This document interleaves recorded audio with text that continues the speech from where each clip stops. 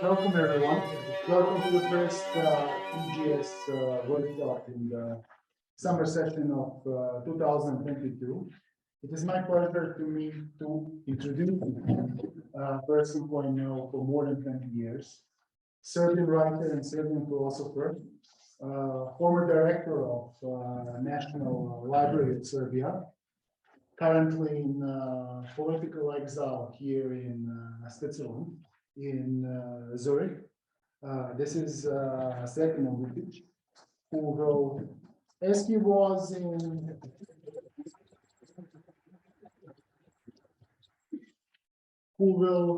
was previously when he spoke about Mediarate here at the EGS, his unique and original take on art that is manifested in his numerous stories and novels that are available in Serbo-Croatian, but also in German language.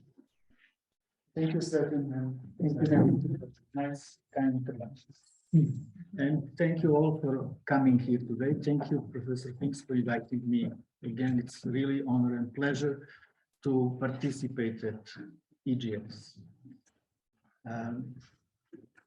So I don't know if any of you was here or had the chance to listen to my previous presentation at EGS about Mediarate.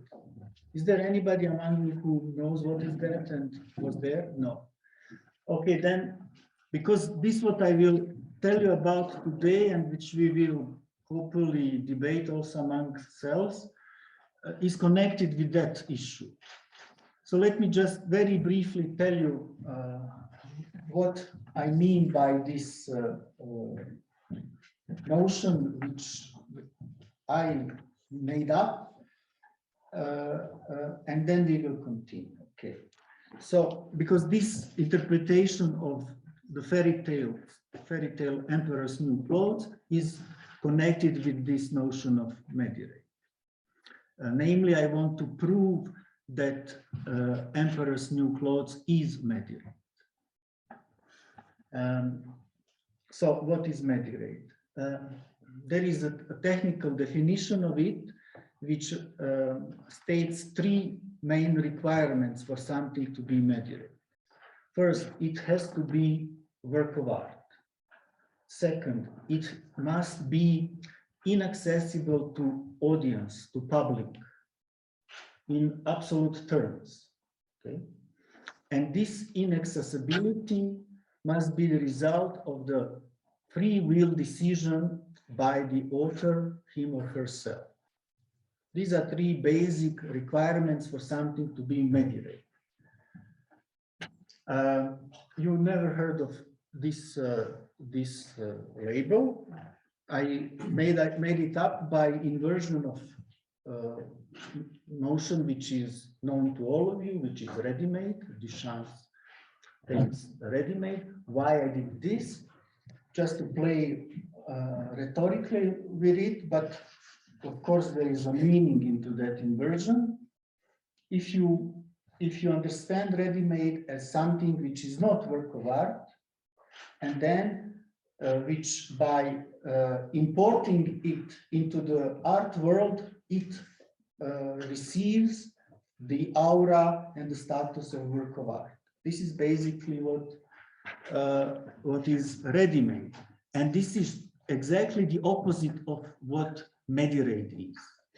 Mediarate is something which is already work of art, and by exporting it from the art world out of it to this realm of inaccessibility, it becomes, by the free will decision of the author, it becomes Mediarate. Okay, so because of this inversion in meaning and purpose and status of it, rhetorically, I coined this term Mediarate. Okay, so now when you know what Mediarate is, of course, if you are interested, I can give you some examples to show it that it's not at all that rare phenomenon. It is almost everywhere. in the history of art, but exactly because it is somehow hidden and inaccessible, it remained unnoticed, even if it's there. So, but if you are interested, later I can give you some examples, because now I want to deal with one concrete example, which is demonstrated in this famous fairy tale by Hans Christian Andersen. And as a material for this seminar, for this workshop, you already got the reference to the fairy tale. I hope all of you read it. Probably most of you already knew it and read it before. It is really one among the most famous stories in the whole world, no? But I want to check immediately with you something, because when I talked about this story with other people, I was always surprised that everybody says they know it, and when I ask them what is it about, or questions like how it starts, how it ends, I would always get very different answers. And people would get confused, uncertain, and suddenly the whole meaning becomes somehow not clear, no? So, who can tell me of you, for example, how it ends? Do you remember how it ends? Sure. Anybody? Well, the emperor walks in the parade and thinks you have to keep walking naked. Just Good. Okay. straightforward. And what happens with the tricksters? That's a good question. Sure. Nothing, right? Nothing. Somebody They're online successful. who's talking about lying? I like it. Yeah, that'd be me, Alec. Sorry. Yeah, nothing seems to happen to them. Like, they succeed, it seems like. Don't they like run away and hide? It's not said. That's my point. The end is open. Okay. But these are just, warming up questions for you. What I want to do is, in order to prove my thesis that Emperor's New Clothes is mediate, so what I have to prove is that it qualifies according to these three requirements, no? So first requirement is that it must be a work of art. So I will talk to you today in order to elaborate this idea, and I will do it. I already did it by writing a chapter in my book about mediate, and in this chapter I give the voice of narrator to somebody else. So this somebody else is one of them, one of those tricksters, but maybe they are not tricksters. Maybe they say that they are dressmakers, weavers, who knows who they are, no? And he is one of them. And he's telling his take on what happened. And this text is like fourth version of this story. Why I say fourth version? Because Andersen's fairy tale is a third version of that story. I don't know if you knew this. There are two previous versions of this story. One is from medieval times of India, written in Sanskrit, and from, I think, 11th century. And second version is from Spain, from 14th century, which is like a little bit changed version of translation of Indian faith. And then Andersen reads the German translation of that Spanish version and also decides to change the end at the very last moment. There is an entry in his diary how he did it. Exactly on the day when he sends manuscript to printer, he decides to wrote this famous last few sentences about this boy who cries that Emperor doesn't have anything on him, and leaves this ending open. So this this version which I'm telling you today is a fourth version already. So let me try to reconstruct briefly these first three versions, or at least these first two, because the third you know. In Indian version, the king is the one, and all of them are different exactly by, if you compare them by this criterion which I gave already to you, ending and beginning. Ending is different, and ending is, of course, these are in all stories most privileged in terms of composition, most privileged the elements of every story. No? It bears with them the most of potential meaning and purpose, and all what is later developed in between these two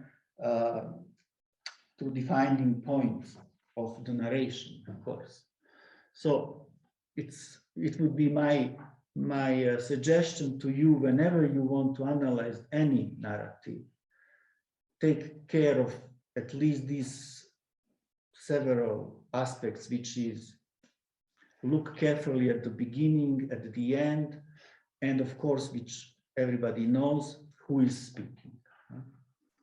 But what I mean by this, who is speaking, because everybody will tell you it's not about what it is, but most important is who is speaking. Who is speaking? How I understand this, who is speaking? You must ask yourself, each narrator speaks because he or she is seized by something, and he or she gives him herself into that with a fascination and passion and obsession, and then delivers it to us as the readers, no? And if you could recognize and identify what is that non-manifest latent force which seizes the narrator, you will be very close to get the story properly, okay? So here, in this case, our narrator is, as I said, one of them, and it looks to me that he is seized by art. And everything he says comes to that point that that he wants to know and to do as much as with his life and his decisions and actions together with his friends to do something about art. So to come back to previous versions, okay.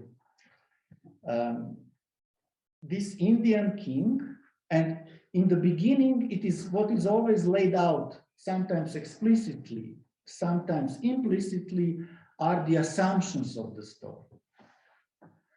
Because these three versions differentiate among themselves based on assumptions. They are different assumptions, even if they are manifestly very similar. Assumptions which story is driven by are different. So, assumption in the beginning, which is laid out in the beginning of Indian version, is assumption of that times and that culture and that society, which is, as you know, very strictly hierarchical with this caste system, and the whole religion and social structure is based on that. No? So assumption is there, that, and then which includes that aristocracy and the ruler himself has, simply by its own status, has the privileged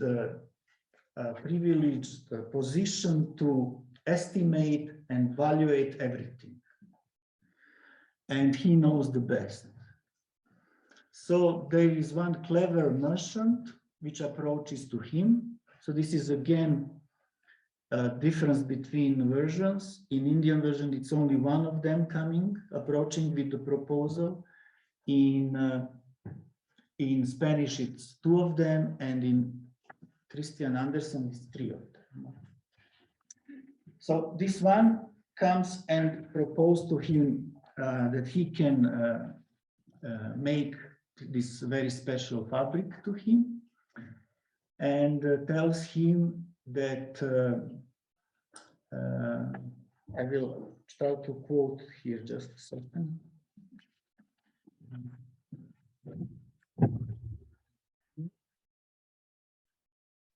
So the cunning merchant Dana offers to the king a marvelous textile that persons of ignoble descent and low birth status cannot see or touch. So those ignoble, these untouchables cannot see or touch. The king agrees that the merchant sue him an attire like that from such a cloth. Dana, this merchant, makes the clothes, and king's treasury minister pays him for service with gold and silver. Then king proudly wears it, and the whole court admires. In parade through the capital, the king proudly shows off his new attire to the people. Few astonished subjects dare to approach the entourage and ask if now the king became a sadhu. For your information, sadhu is a kind of guru or yogi who devotes his whole existence and life to higher spheres, giving away all possessions, including clothes. So most of the times you could see them around some monasteries or in woods, very often naked. So one of those subjects, very simple man who is honest and who admires his king, dares to approach him and ask him, Your Highness, now you are not only this omnipotent master of all of us and the whole universe, but also you now acquire this status of sadhu, isn't it? And with that, when he heard what this simple man tells him, he realized that the simple man sees him as naked, that there is no any clothes or fabric on him. So he suddenly realized that he is tricked. Okay. So King realizes that he has been fooled, spontaneously covers his genitalia with hands, and with a red face promptly gives order to his soldiers to arrest the impostor, but the cunning merchant has already escaped. So the destiny of the end is very clear and definite. You know what happened with King, you know what happened with imposter, and you know what happened with the man who approached him. All is clear, no? But the assumption of the whole scheme or plot is different from Spanish or Anderson's version. Okay. Now let's go to a Spanish version. Okay. The beginning is different, and this is published, just to tell you, it was published in 1335 in the book called The Tales of Count Lucanor by Don Juan Manuel.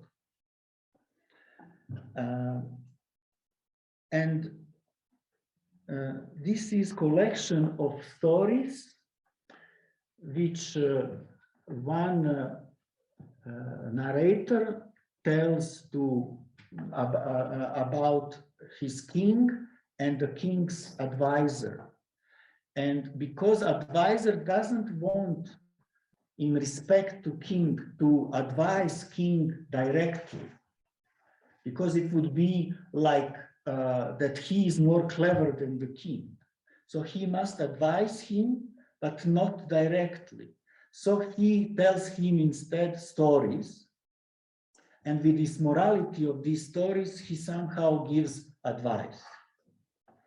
And there is around 50 of these stories, and all of them are kind of a selection from all around the known world at that time. And there are some stories there retold from Aesop, ancient Greek times, from India, like this one, from Roman times, from folk stories and things like that. So it's none of them is like original story. And this one is called, just a second.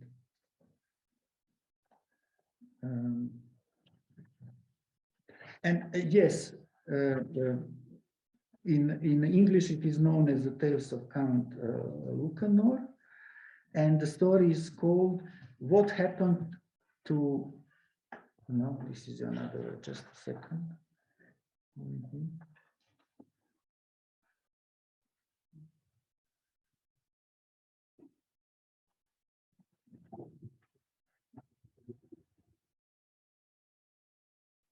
Book of Examples of Count Lucanor and Patroni, commonly known as El Conde Lucanor, Libro de Patroni.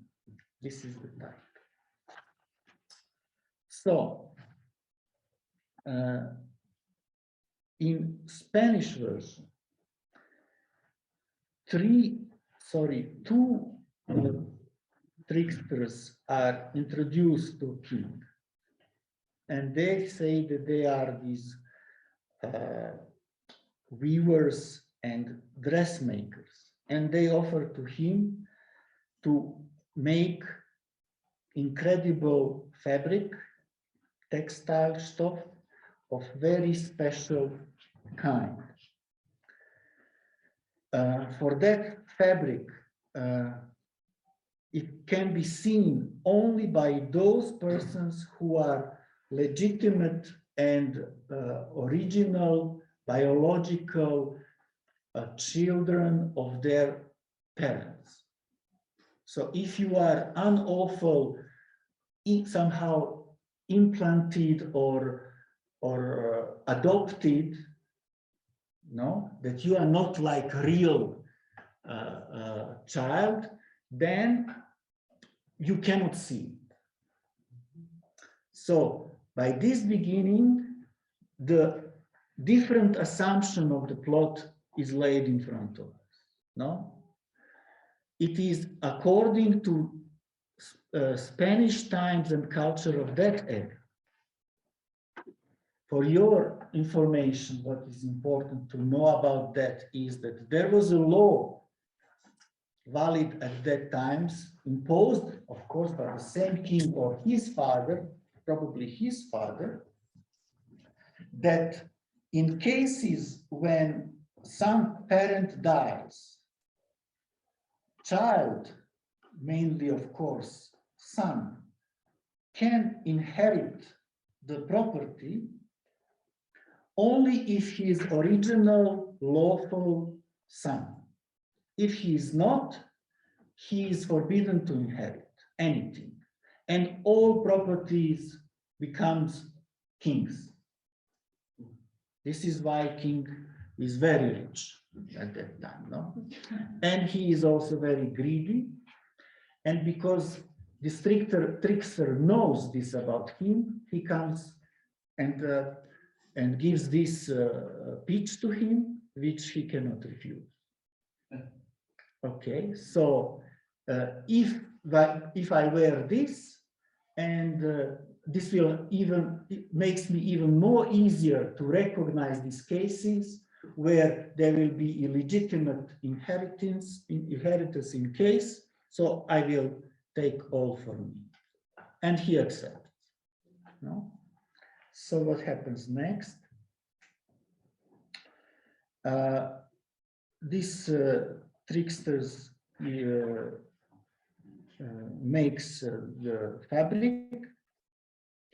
He is doing this on 3 looms, and not he, them. And then they ask a lot of gold and silver and silk and many other things to be able to create it. And then it goes more or less in accordance with what we know from Andersen. They are pretending that they are weaving. He sends his messengers and representatives. They are afraid that because they don't see anything, that maybe they are those sons who are not lawful and not real sons, and then they will lose their inheritance, their spouse, and all of this. So they come back to king saying that it's so wonderful and amazing. And then he finally decides to go himself to check. You know, all of that is same as in Andersen's, okay? When he comes there, of course, he also doesn't see it. And obviously this means that he realized himself that he is not a legitimate, lawful, original son of his father, which means that he cannot be king. And if he is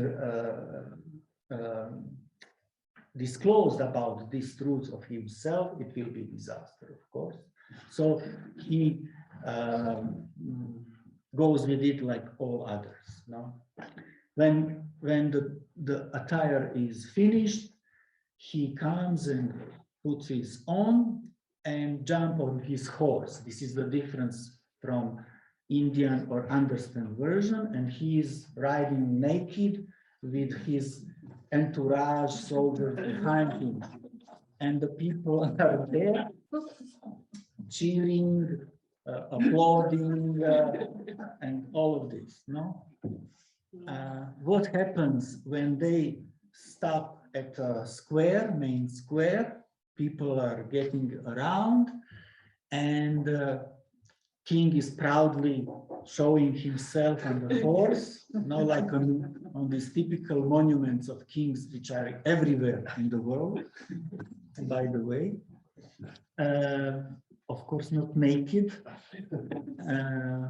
but maybe you know some example. This is also what I wanted to ask you. I will ask you about it later. Just what happens next? Out of crowd comes one black man, Maur. He is Malays. He is maybe not a really fully African man, but some Malaysian. No? And he says, "Dear King, I am I am in fact not your full subject, because you never allowed people like me to get even with other Spanish subjects of yours. No? Also, I am totally poor. I don't have any inheritance. And I don't know who is my father anywhere. No? So I want to tell you honestly that you are naked. And because he doesn't have anything to lose, no? So he dares to say it, no? And that was happened. But as soon as this Maur told this, everybody else realized that it's the truth. And they started to whisper among themselves, and finally king and all court and soldiers and all present lose their fear, and this ideological secret pact among all of them is broken, and the king realized that he is made a fool. No? Immediately he gives orders to the guard to run to palace to look for these tricksters, to find them. But when they entered this room where these looms were there, it was empty. Of course, they were already gone. So they were gone, taken away everything what they got from king during the whole operation. So, but here, again, the end is very definite and clear, no? What happens with all participants, with all agents there. No? But what is here important to understand, that even the spell is broken, they continue to live it. Continue to live it, because he gives order, and they, without any hesitation, follow the order like nothing happened. That he is still their king with full authority and everything, and they follow the order. So the reality of their life is not shaken, it's not changed, it's not invalidated in any way by this silly incident. Okay, this is the meaning of this end here. Yes, what I wanted before I come to again to Anderson. Do you know, by the way, any other work of art in which naked king appears? It's rare, but there are some. King Lear, I believe. And maybe some scenes. I think at the end, when he gouges his eyes. And then he gets mad or something. Yeah, he's gone mad at this point. I don't remember clearly, but could be in some. Maybe in some productions. Yes, in some status of, I don't know how to say this, tantrum something. No? There is similar example with this madness of King George. If you are familiar with that story, it's a real English king who spends his last 30 years of his life in a special palace, which is basically institution for him as a mad person. And there he became famous by trying for his attempt to teach birds to sing. He has a collection of birds in cages, and he has some instruments in that same room, which he spends most of his daytime. And among them, there is this organ which is mechanical, and in it, it's like programmed, I think, 6 or 8 melodies, this mechanical reproduction of melodies. And he's endlessly trying to force birds to listen and repeat these melodies. And he's trying to direct them and teach them and things like that. And there was this a famous opera made based on this story. Now I forgot the author. I Eight read songs for 19. Peter Maxwell Davies. Yes, Maxwell. Yes, exactly. It is perfect piece.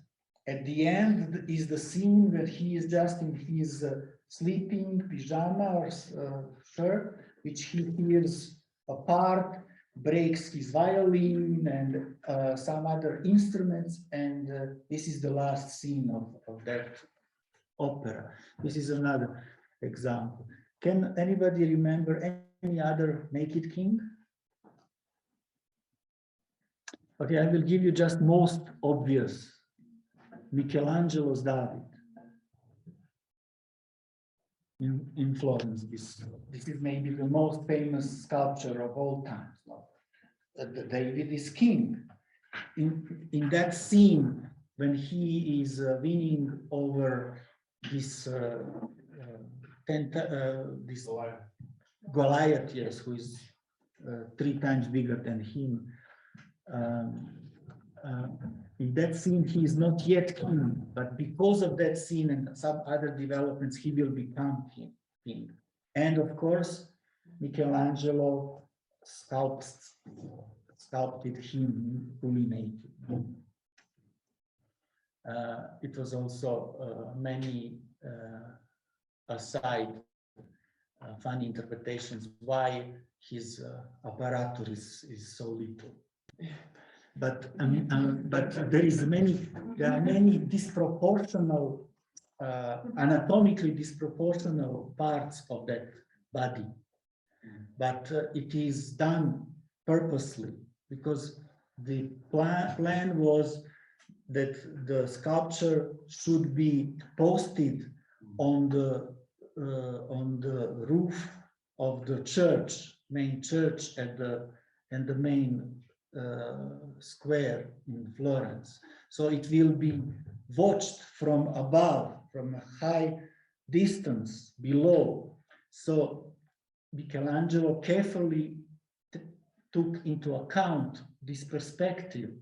So this is why, for example, his hands are too big, and some other disproportion. If you look him en face now, but even now, if you go to Florence to see him in Academia Museum, he's on a shallow postament. So we have the much more closer encounter with it. This is not this big difference and looking like this, but anyway, you can see. But these disproportions somehow, strangely, like in many cases of masterpieces, it looks like it contributes to the spell and magic of that work of art. It's not spoiling it. But he is the king who's fully made. Okay, let's go back to Anderson's version, because this is the third version. And by the way, these retellings reminded me of a famous definition of literature given in the same Florence by Italo Calvino in 70s. And I want you to quote to you this Calvino definition of literature. Just find it.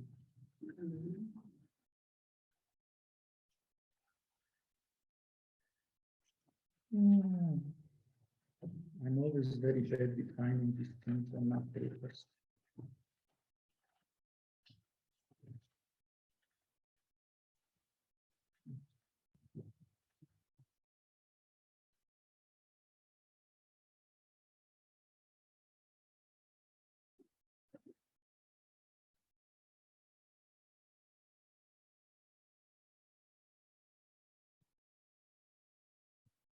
I will find it later for sure, but it goes something like this. I write what I heard that Homer tells that Odysseus heard when he was listening to sirens who were singing about death. So you have these cascades of always postponing the ultimate reference of the story, you know, and always connecting and writing based on the layer which was already told before. Something like this. This is this Calvino's definition, and this story which I'm telling you proves perfectly that approach to literature. So yes, this is maybe interesting also to tell you now. The title of this text narrated by one of them. We don't know if there are three of them. This narrator is not clear about that. Or maybe, probably there are more of them, and he doesn't disclose to us who are the others who participate in the whole operation. But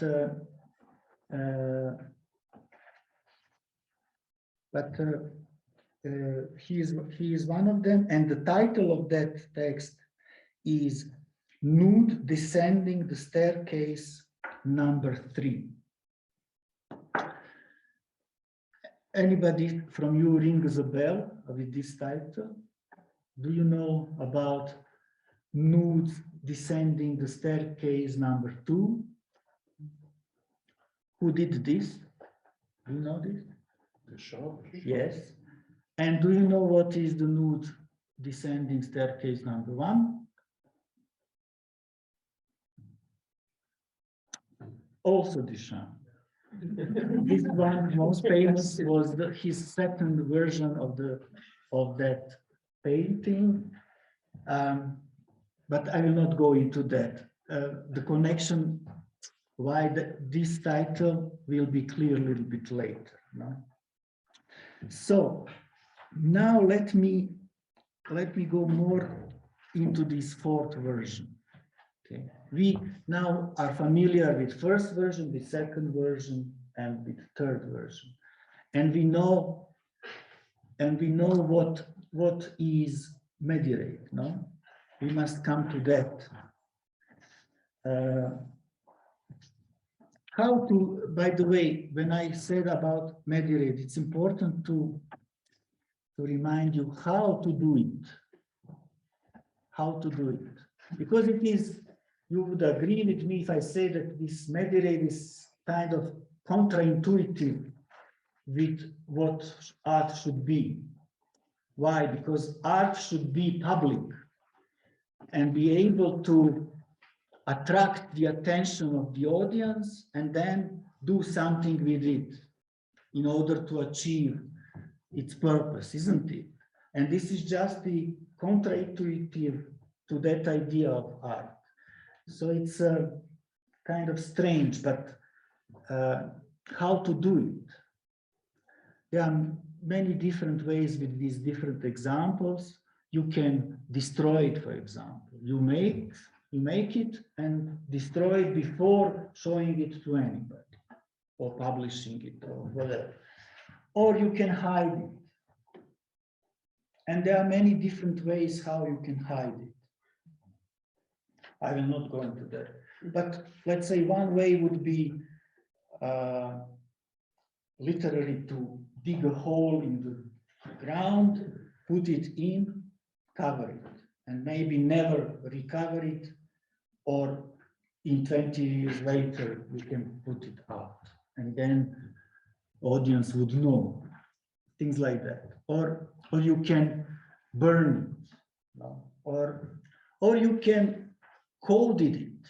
So you can do something in a coded way that only you understand and can be coded.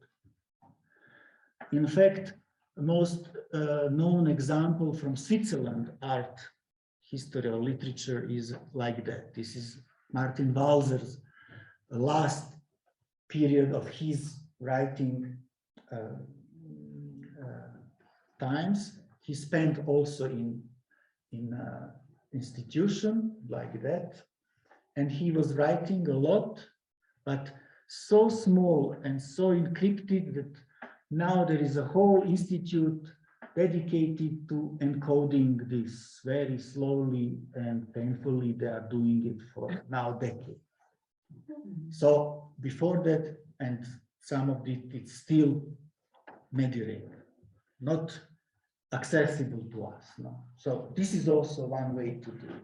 But also you can hide it in English. There is this term, hide it in a plain sight. Is it the term? Yeah. Which means in front of everybody's eyes, and we cannot recognize it. So this is the case here. And you are my proof, you are my witnesses for that, because you and everybody else before me read the story, and nobody came to see that it's about art. Everybody will tell you different interpretations. It's about political corruption. It's about narcissism and stupidity of that king. It's about how to cheat people, psychological interpretation. There are so many different ways to interpret. This is like satire, it's allegory of this and that, but never that it's about art. And if something is for so long in front of so many pairs of eyes and nobody can see it, and art is there, then it's mediated. No? So let me now show you, try to show you through this narrator's version of the story that it's really about art. How he tells it. First he tells, of course, very interesting is, he says that in his version it is not fairy tale at all. That's a big difference. How come? He said, we came to him and we proposed in a very honest way, giving arguments for him. Our idea is that he's not stupid, he's quite clever. And we will give him arguments why he should accept this. So they gave him some arguments. And at the end, these arguments were convincing enough that he accepted. Okay, so it's not fairy tale. If it's like that, if he consciously, willingly participate, then it's not this first assumption of any fairy tale is not there. You know how fairy tales always start. You need some text story to be fairy tale. You need some fantastic assumption. For example, that plants or animals speak, or that some women among us can fly, or things like that, no? But some fantastic assumption, which then must be accepted without any resistance. This is something which Coleridge named willing suspension of disbelief as a prerequisite for any art. Are you familiar with this Coleridge definition. Willing suspension of disbelief is very important one. He was referring to theater, but it goes for any art. Why? Because he wants to say that in order that we get seized by what is on the bine, we must apply this willing suspension. We must experience it as a reality, and then it will have a full impact. Idea here is totally opposite, you will see. Idea here is that willing suspension of disbelief is a requirement not for art, but for the reality itself. Okay, we will come to that. He tells it through this narration of it, okay? So I will give you now, I have some list of these arguments. I will give you now just one which comes to my mind immediately. This is, and there are a lot of arguments from a political economy point of view with this Marx notion of commodity fetishism, because this looks like very much like commodity fetishism. This is what this king is doing. If you remember in the second sentence, it is said in Anderson version, it is said that this king was changing his clothes every hour. Every hour. So one of the obvious interpretations from this pro-Marxist point of view is this is explicit case of commodity fetishism, and that king is maybe the first bourgeois in his feudal society, captured by this typical capitalistic disease, no, or this anomaly of our mind, you know, which in a smaller or higher grade we are captured all by it. No? So this is one of these arguments. But there is one argument which comes to my mind, which is purely logical and epistemological. It goes like this: invisibility is invisible itself. If something is invisible, most of the times this invisibility of that thing remains invisible itself and unnoticed. Invisibility is invisible itself. Okay, this is a very powerful epistemological and logical argument for somebody to accept it, that it's possible to perform something like this. No, most of the people will follow this epistemological rule, no? Which works almost always. Only if you break it and if you insist and show, if you are among those who are rare and who knows that something is there even if it's invisible, and then you tell and find some other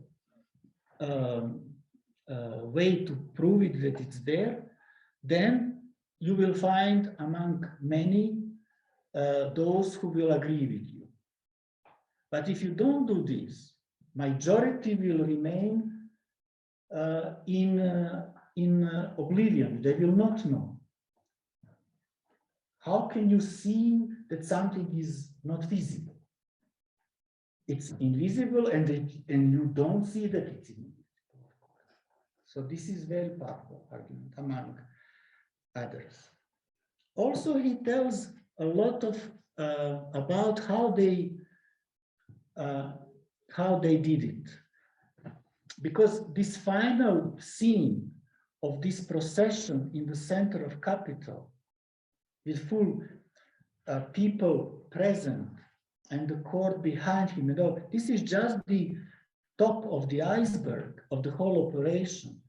Operation starts when they realize, for example, that willing suspension of disbelief applies not to art but to reality itself.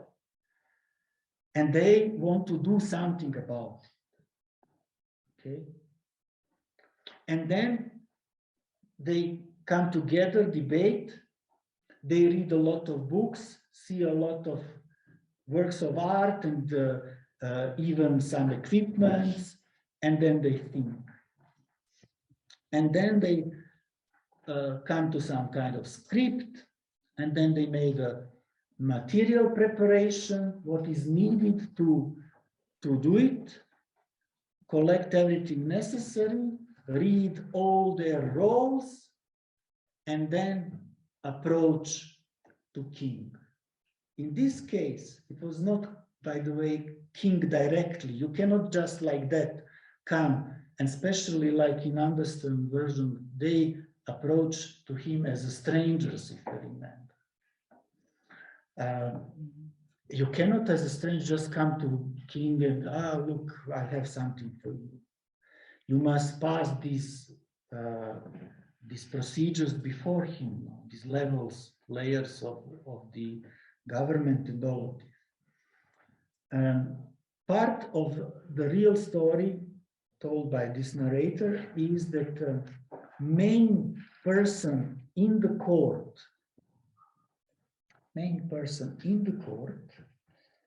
is Englishman, and I will tell you his name, William Kilburn. William Kilburn is a real person who became famous and very rich in 19th century in Victorian England, in British Imperium. Okay, and British Imperium is imperium of all imperiums. It was by far and for now the biggest of all times. They were proud to say, Queen Victoria was saying, in my empire, sun never goes down.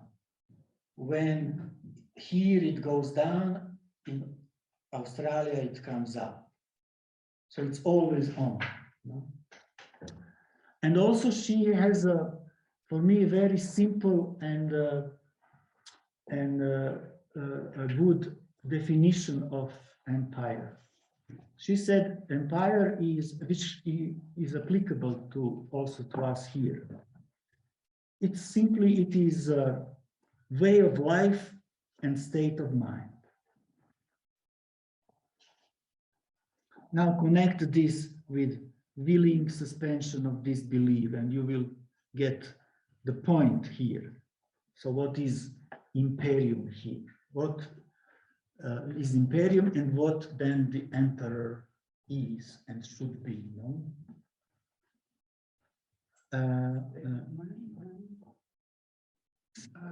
Way of life and state of mind.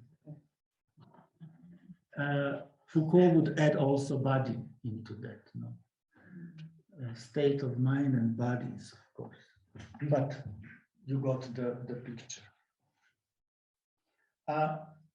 Yes, I forgot to, I wanted to start this this presentation by a little clip. I forgot it, but maybe we can see now before we continue. It is example of one piece of art which shows a naked person going through the capital of one country. Okay.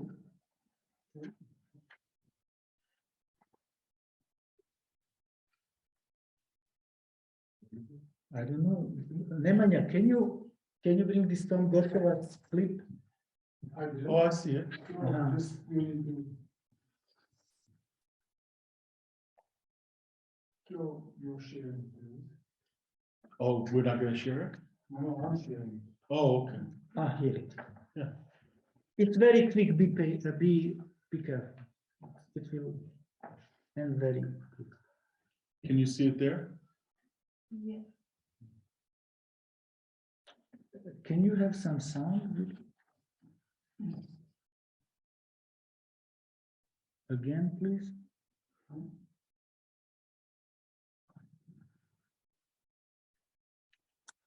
Go. He's doing it in that on that one. Do you have the sound turned up?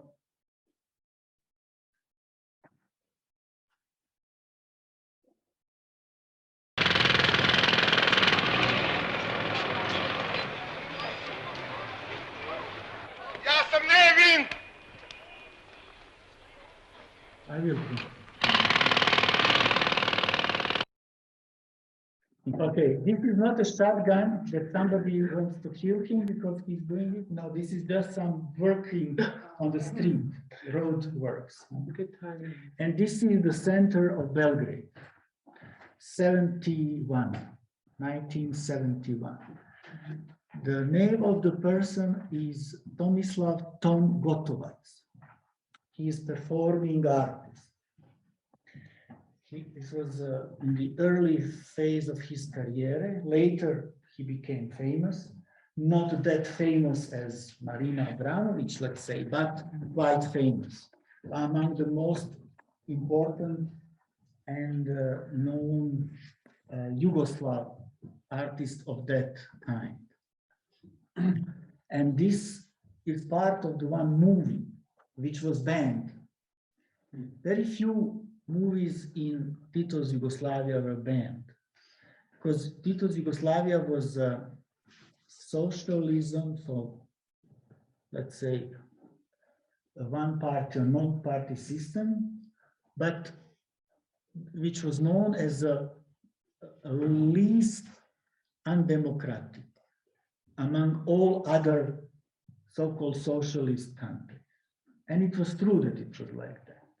So it was not that often like in, let's say, Stalin Russia or any other this hardcore Stalinistic systems like in Ceausescu's Romania or DDR or anywhere else. Here, people had quite a lot of liberties, freedom of speech and all of this, but there were some cases where the system reacted harshly. And for some reason, this movie was like that. It was bunkered for decades. Only in 1991, I think he was released for free showing. And also the author, it was his diploma work for ending the school at the Belgrade Academy, where he had very famous professors who became very famous later, known international directors and artists, and they gave him the highest mark, 10. But once before the public screenings started, it went to some party committee, unofficial one, for checkings, because somebody from the academia was saying in party circles and channels, maybe we have something suspicious here, better to check it before showing. No? And when they saw it, they were shocked. And the decision came that it must be not shown. And this young artist director went to trial and later to jail. And he was, I think, 4 or 5 years in jail. Yes, and when he came back out, his passport was taken. So it was serious, maybe the most serious case like that in ex-Yugoslavia. Not exactly because of this scene. This scene is shocking in itself because of nudity, no? And but more troubling were how he was mixing the clips. He was using a lot of archives material. The storyline is very basic. This artist, Tom, it shows his daily life through several days in Belgrade. So he's trying to do his performances, talk with people, with friends and other artists about politics, socialism, revolution, art, engagement, and all of these things, usual, like in some Godard movies of that time, for example. But he was doing this, mixing together, putting in parallel montages, some clips from Stalin's speeches and Hitler's speeches and Tito's speeches, which implied that it's not really, that there is some kind of dictatorship going on also maybe among us, and that this is not really democratic society. There is not explicit, but in artistic way with this montage, attractions and all of this, it was there. And because of that, he met with such a sharp reaction from the system, okay? But why I wanted to show at the very beginning, now I failed with this idea, but I will just tell you now. If I would show it at the very beginning of this talk, this is to influence you to think that anything similar like that can be art. If this is art, because he does it, he's artist, he does it as a performing piece. So he's doing art. So maybe it's possible that other similar acts or gestures like that can also be art. So in this case, what if the king is artist in this whole story? Could be, no? So part of the story is who is artist here. If we are talking about art, we must find out exactly what work of art is there, who is the artist, and what is the reaction of the audience, and all of this which comes to that definition, isn't it? So one possibility is that the king himself is an artist, or maybe these tricksters are the artists. Among other things, they are. So they are strangers, they are weavers, they are dressmakers of this haute couture, very high designed type of fashion, sewing, no? Because they present themselves like that to him. Because they know that everybody knows that he's obsessed. Every hour he's changing. And so he must be attracted if we can offer him something like that. So it includes also, they created as a part of the whole story, that created the kind of gossip about them, that they are so able to produce some fabrics and some designs which nobody seen before. And they are so spectacular and so special. And by these rumors, the main counselor of the court, which is the counselor for fashion, and his name is William Kilgore, okay? And he is so influential, maybe the most influential among other courts personae, exactly because king is like that. So somebody like this fashion designer will be somebody who will be most influential. No? Remember how Anderson says the other kings are always busy and they are never there. When you need them, they are always in some cabinet talks, debates about economy, about climate change, about war, about I don't know what, education or new buildings, or there is one funny entry from Andersen's countryman, how you call this, also Danish guy, Kierkegaard, who said, kings can debate about another species of sheep or of pigs which will improve agriculture and or a new breed or things like that, but about the God or art, no. Never mind. So for this king, he's never in some cabinet of that type. He is always in his garderobe. And when he comes out, everybody must be astonished and showing their fascination. And this is how he always reaffirms his status, that he is center of their world. Okay, like this famous king's son, Louis XIV. Remember, he also believed that he is not only the centrum, the heart and the mind and the brain of the whole France, the state that's me, no? or that he knows best about everything, economy, finance, war, all of this. But also he's the greatest artist for no? No, really. And this is why people like, what is this famous, sorry for my problems with name, this famous playwright who wrote for him comedies, among these three classic French playwrights.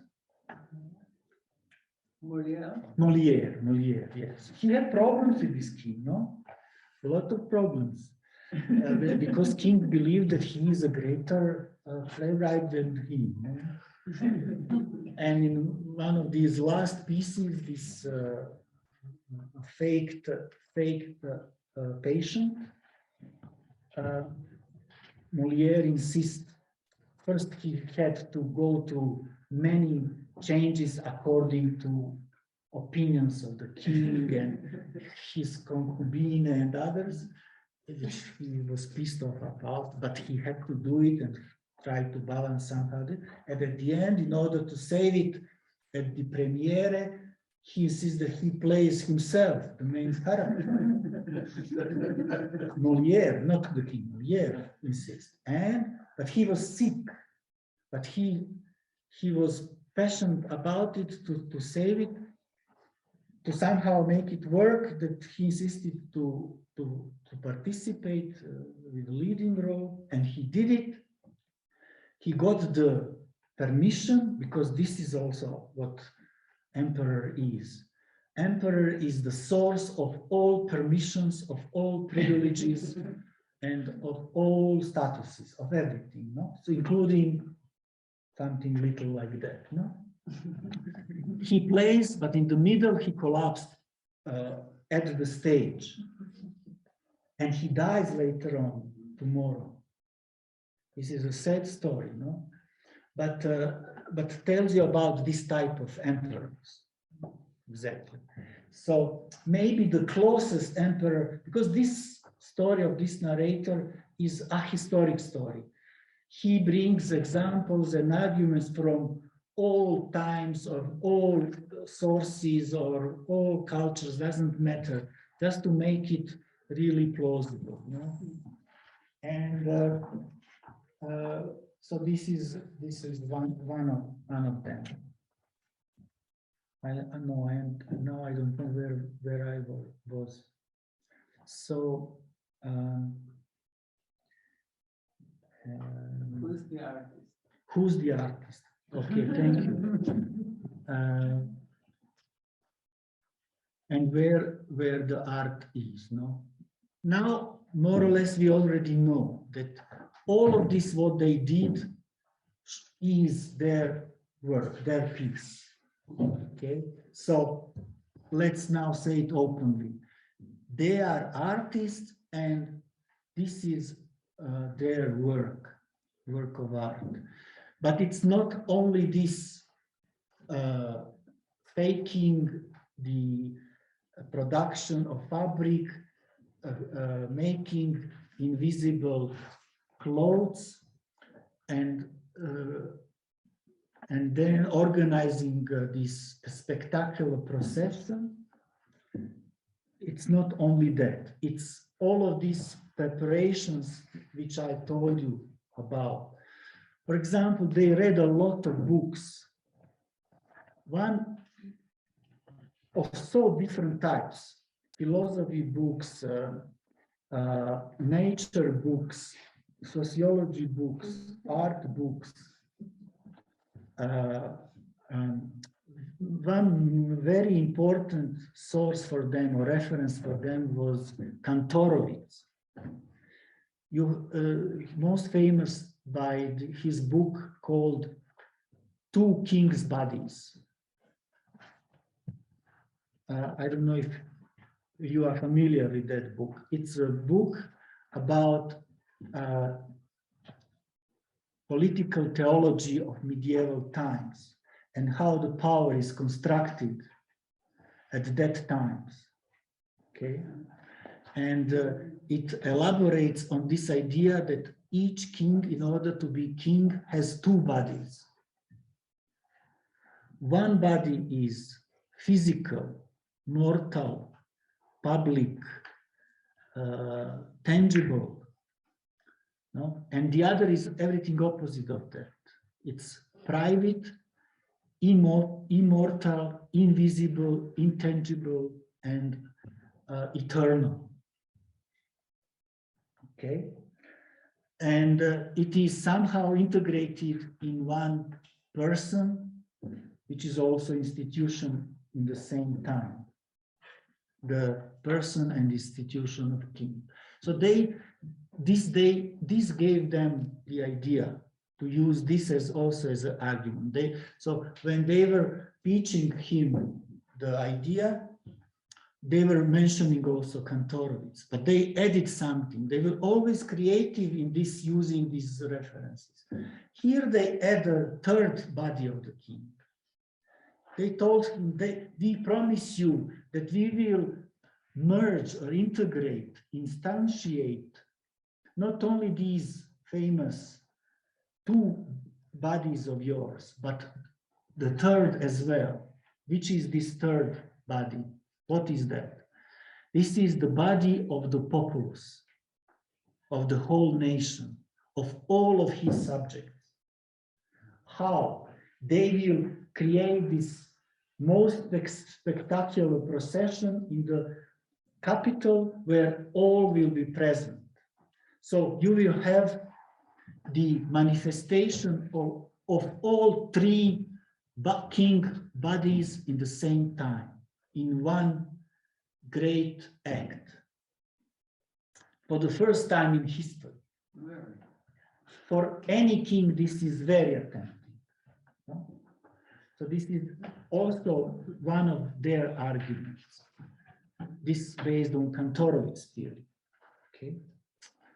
So they do like this, and he accepts. And then the story goes more or less like in Andersen, except that he is there, fully conscious what he in what he participates in. But anybody else except him reacts like usual. Like in Andersen, like in Spain, like in India. No? So fast forward to the final scene. So the narrator was, by the way, the narrator was one who was in charge of organizing the procession. His reference was, among others, Guy Debord, of course, and also Edward Bernays. Do you know who is Edward Bernays? He is most known as a father of spin. He's American who basically invented advertising industry. He was so influential that he was the favorite author of Goebbels. Goebbels had on his shelf his book. And he was also nephew of Sigmund Freud. And he used some of the teachings of his uncle in applying in his operation. How to manipulate people's minds and change their behavior in accordance of interest of his clients. No? And these clients can be a company, can be a person, or can be government, or can be king, you name it. Even he could do just two opposite campaigns, spin campaigns for the same issue for opposite clients. For example, he's well known with maybe his most famous campaign was his campaign to make American women smoke in 50s. Okay. Before that, the culture norm was that women don't smoke, especially not in public, but in general, women didn't smoke. He came with the idea that he can sell smoking, and it was the beginning of feminism also, in the first wave in America, and he constructed the campaign in which he was selling public smoking women as cigarettes as a torches of freedom. And he used one of these big Manhattan processions. I don't know if it was this Irish thing or something else there, yearly with hundreds of thousands participants. And he hired beautiful young models, fashion models, girls, to walk during this procession where most of the people were there, smoking in very relaxed mood publicly. On every second corner, somewhere there, talking among themselves, things like that. Next day, on all newspapers and all news, it was the main news. And then he also, as a part of the whole scheme, went to Hollywood.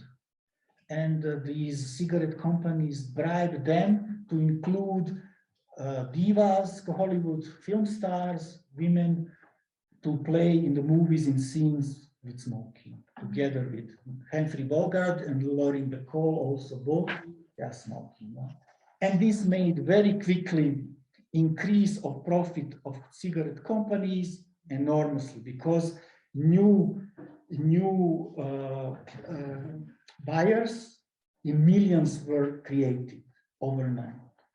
So this guy was among resources for him, this narrator, to organize this procession. Okay.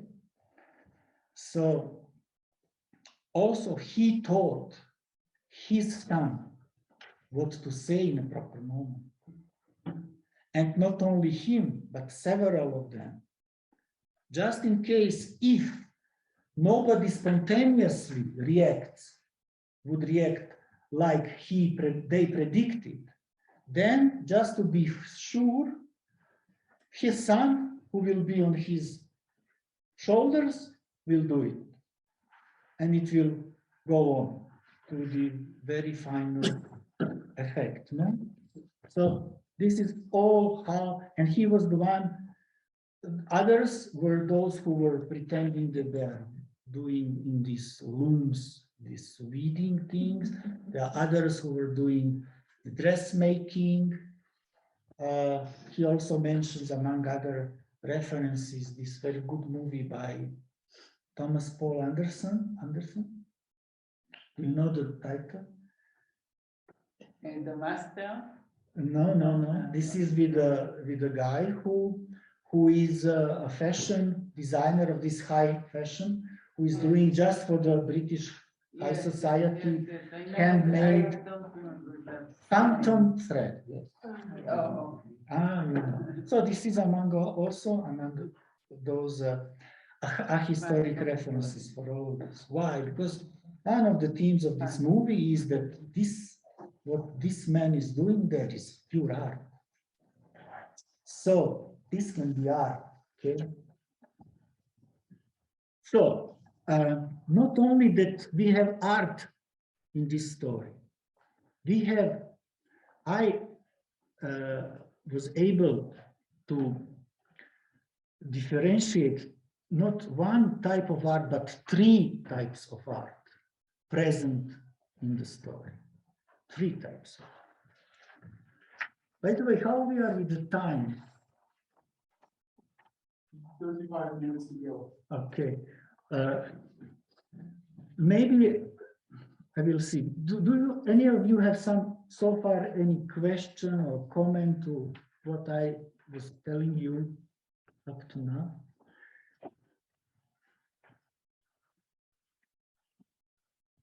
No? Sorry to be this like suddenly I ask you, but please, you can say whatever you want whenever comes to your mind. So I'm, yes, please. There's something that always puzzles me about the story, which is that the king is seeking ways to treat people or to expose them because they are illegitimate or they, you know, it's an effort to discover those who are not faithful to him. Yes. But the condition of this is that they see the king naked. And I've never quite understood why the king is setting up such a situation. Because he says, okay, well, if you can't see it, then you're seeing me naked and I know you're fake. Yes. So the king is setting up a situation where he is presenting himself as naked. Yes, but let's differentiate here 3 versions before. Yes, I'm going to the earlier versions. Yes, in earlier versions, it's not like that. In earlier versions, they are captured by dominant ideology, let's say like this, in very simple terms. For you, I will now give you my very useful definition of ideology. People believe what they believe most of others believe in. And this is a historical ideology. It is everywhere. All ideology you can put in that definition, fits to this definition. What this implies and what this has as effect, that this what I said before, that willing suspension of disbelief. People fraud themselves. Yes, we live, us included. Let me remind you of so many things we continue to live even if we are aware that it's not real. By the way, one of the important points of all of this, which I want to tell you today, is this conclusion of 2 types of society. Societies in which live those people, or at least majority, who believe in what they live and live what they believe. Okay? This is one type of society. And this type is this Indian and French society and Spanish society. They continue to believe in both cases. Okay? This invalidation of the whole reality didn't take place there. It was some anomaly, some incident, which was maybe embarrassing or something, but we continue without that really this core fabric of the whole system is intact. And the other type of society is societies in which people live who live something which they don't believe in. We are like that. I can give you many examples, but just one very telling. It is this famous speech by Nixon when he declares golden standard of dollar is no more valid. We don't follow it. This is a pure illusion. So I think it was 1973. There was this big oil crisis, the whole world market. The dollar was the so-called petrol dollar, main currency for these transactions. And in one moment, another emperor from another empire, much smaller than American at that time, de Gaulle, came and said, this assumption of our reality that the gold is anchored into the gold, its value, is still valid. And he had some of these bonds, American bonds, and he officially asked from America, from Federal Reserve, to reclaim it, to get his gold in exchange of his dollars. And they were in a big trouble. They managed somehow to collect enough to fulfill this requirement. But after that, they realized that they can not hold it anymore. There will be many bigger or smaller de Gaulles or whoever who can do the same thing, and they will be bust. So in order to prevent all of this, he comes out publicly in front of the whole nation and says this. It's not more, so there is no, this was just an illusion, it's not valid anymore, but don't worry, tomorrow is next day, nothing is changing. We are just continuing as we did before, like it is, as if it still is valid, as if still it's like that. And since then it's like that.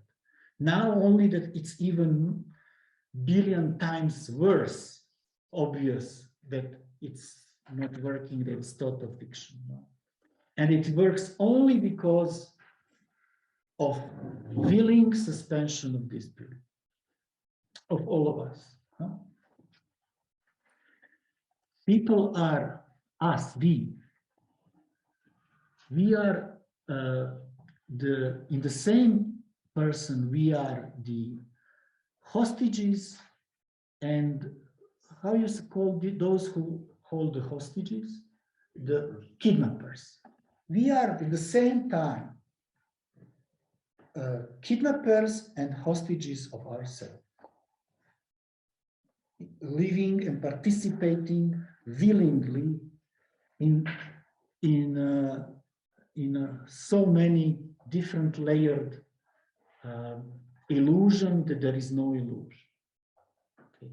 So this is what usually we call an everyday language reality in which we live. I have several better names for it. It's illusion that there is no illusion. This is reality. It's a trap that there is no trap, because we are all trapped in it. Even if you are aware, let's say like me, you cannot go out. There are people trying in different desperate ways, but always fail. And it's extortion or blackmail that there is no extortion. Okay. So, anybody disagree with me about this?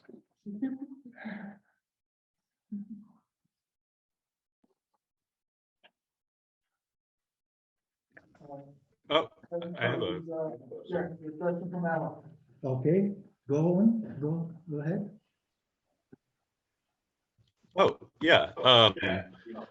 So I had a question, I guess, about, so we're saying here that suspension of disbelief is necessary for a work of art to be, I guess, like properly understood in some cases.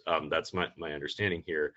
I guess in the Hans Christian Andersen telling of the tale, what's interesting is that there is this kind of like positing that like there is a suspension of disbelief that must happen and that's necessary for the art to take place.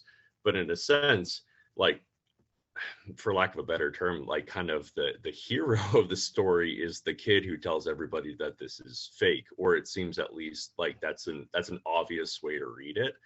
So in a sense that makes things complicated, because it's like on the one hand we are sort of like talking about the necessity of some kind of like fabrication and suspension of disbelief, but at the same time we also need to be sort of like freed from that. Is there maybe any indication in this telling of what kinds of fabrication are worthwhile and which ones are more like a ruse or like just being fooled?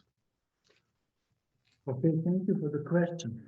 I will answer you maybe in the next session, where I go more details in making distinction between 3 types of art which appears in this story.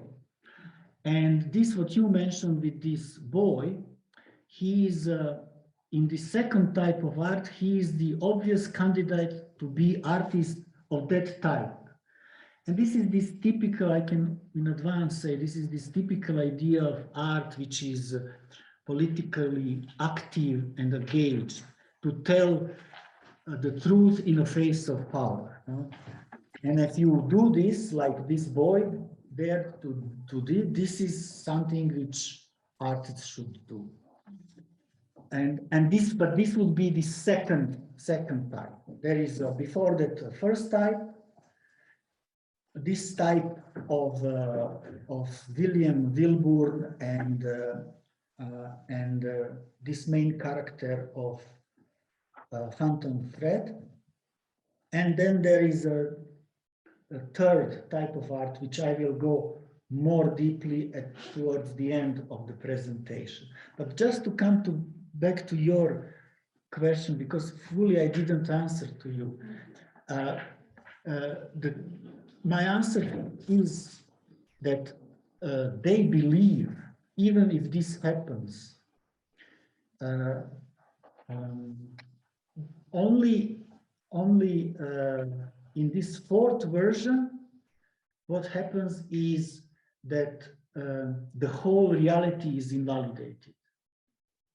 Okay, and because of that, some extraordinary effects are possible. Otherwise, in the first and the second type of art and the reaction to it, we don't have it. We don't have it. For example, in this second type, what we sometimes, even very rarely have, would be that that type of art can contribute to a social change. But this basically means that one normative system is changed, replaced by another, and not the whole, not that the whole meaning and validity regime is put in question.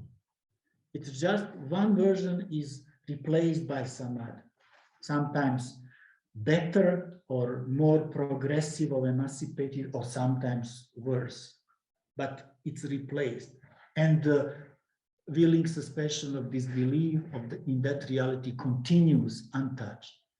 So they are not, he as a king is not endangered in that way by first or second type of art. But if now is the time, I would now propose that we have some pause, and in the second part, we will go more deeply into these three types of art and the consequences out of that. Okay? Thank you.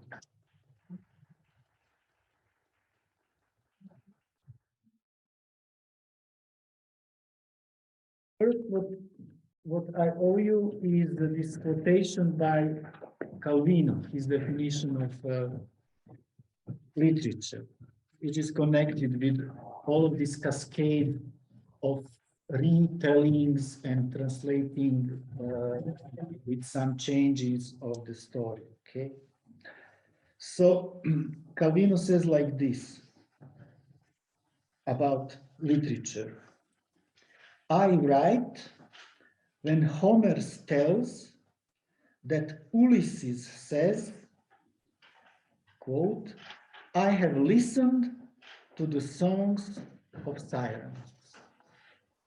So you have this endless cascade of postponed reference, no? First, there is a song of sirens.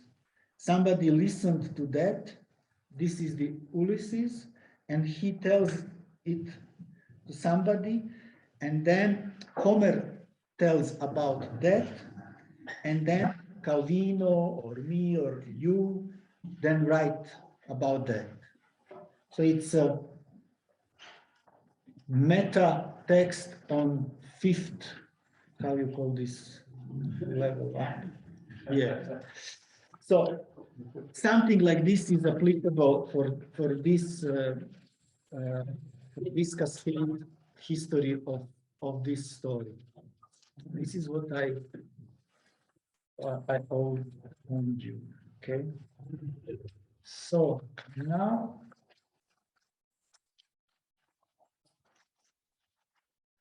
let's go to these three types of art which are there. First type of, and I will mark them with one simple metaphor, which is, for me it works, I hope it will work for you. It's a metaphor of curtain. So there will be three types of curtains, characteristics for all these three types of arts which can be recognized in this story. So first type of art is this of these dressmakers who are making the wonderful, amazing dress attire to the king in order to glorify him. So first type of art is of all of these three, the most present in all history of art and history of humankind. It's much more ubiquitous and often for us to we encounter it than 10 times more often than the second type, which I will tell you about, and this third is maybe 10 times more less frequent than the second one. The third is very rare. Anyway, this first one is there, as I said, to justify the empire and emperor, to glorify him, okay, and also to pleasure him, to give him some entertainment, fun, and pleasure. And as for him, the emperor, and for the most of the court and the majority of citizens, it's basically the only type of art there is. For most of them, it's almost impossible to imagine any other type of art. Okay. And I think I don't need to explain further. You are all familiar with this, I'm sure. Second type of art, yes, to connect it with, with this metaphor of curtain, then this will be curtain which he is wrapped around himself. It can be also flag, for example, many times, or symbolically, something like with that typical function, you know, or something else like that. So this is that type of curtain. Second would be this type. We also already mentioned it in previous session, which is characteristic with rebellion and protest and some political reaction to the condition of living in the empire. Okay, this is usually known as engaged art. In the story, it is represented, of course, with this boy who is shouting, "King is naked." No? He is telling the truth in face of the power. He dares to do that. And there are many famous artists in that form of art throughout the art history. No?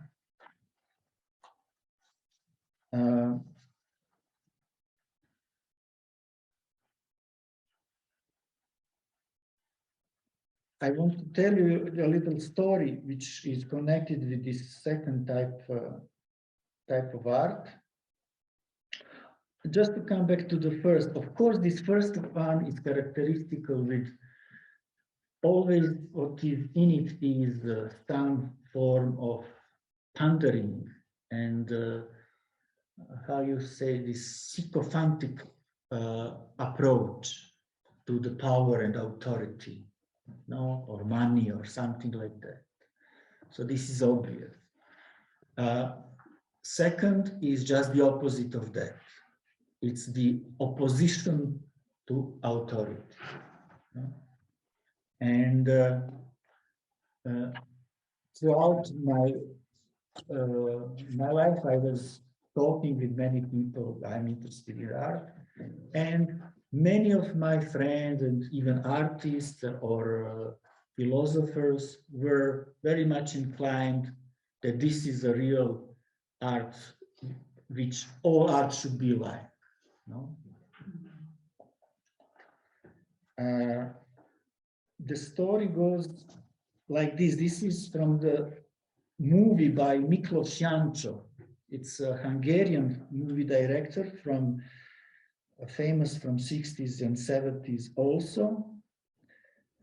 He did in socialist Hungary of that time some movies of that type, became famous in West, but then he had, because of that, to leave the country. And then he tried to do his art abroad. And he did several movies in Italy. These were cheap productions, sometimes for television, Televisione Italiana, official. And one of them was called Roma Wants Another Caesar. It's from 1973.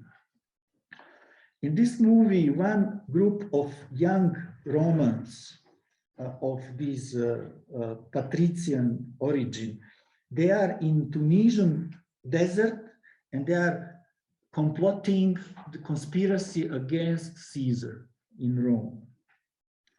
They are these rebellious young aristocrats. Their leader is Claudius, and he declares, "I dream of a world without Caesars." They are plotting without executing anything, just tirelessly arguing among themselves. Okay? And after 4 months comes one big ship from the Rome with a messenger telling them the great big news that Caesar, emperor, is killed there. And they are happy. They go to desert to celebrate, making a big fire around, dancing around it in ecstasy, shouting that tyrant is dead and we are liberated, things like that. And then next day they continue to argue what to do next. And after several more months, but only arguing again, never doing something about it. And then a few months again later, still comes another boat with messenger to Claudius, the leader himself, transferring the message with the offer that has offered to be part of triumvirate, these three persons which will replace Caesar on the throne. Okay. And then he again on his own goes on his horse in the desert, meditating and thinking what to do. Tomorrow he calls his friends and tells them, I decided I will go to Rome and I will become a good Caesar, not tyrannical Caesar. But his best friend falls on his knees in front of him and tells him, begging him, please don't go to Rome, because if you go there and become part of this triumvirate, you will become just another Caesar. And Claudius replies to him, not my friend, I will be a good Caesar. And then finally, in the last replica of the movie, the friend says, you know, we were not fighting against good or bad Caesar. We were fighting against any Caesar. Okay. So with this second type of art, what you can achieve, if anything, is just to replace one Caesar with another. Maybe this second one will be better than this first one, as at least because he will not be so crazy to walk naked in the middle of the city. And because of that, maybe he will be better, no? But this will be the maximum of your achievement. Okay? To that point, I would now quote. This is attributed usually to Degas, this painter, but it's dubious if he really said it somewhere. But it's known and a powerful sentence, and it has to do with what I'm talking about now.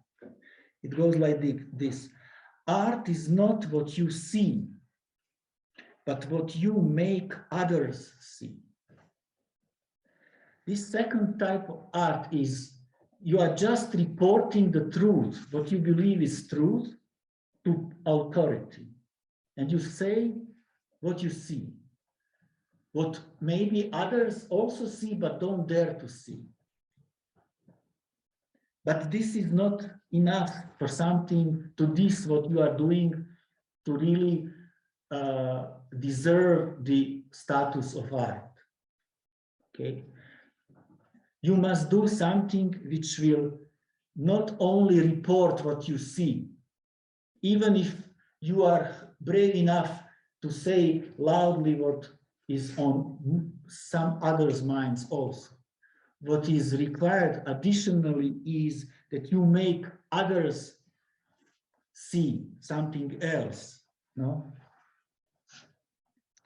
So this brings us to the third type of art which is present here.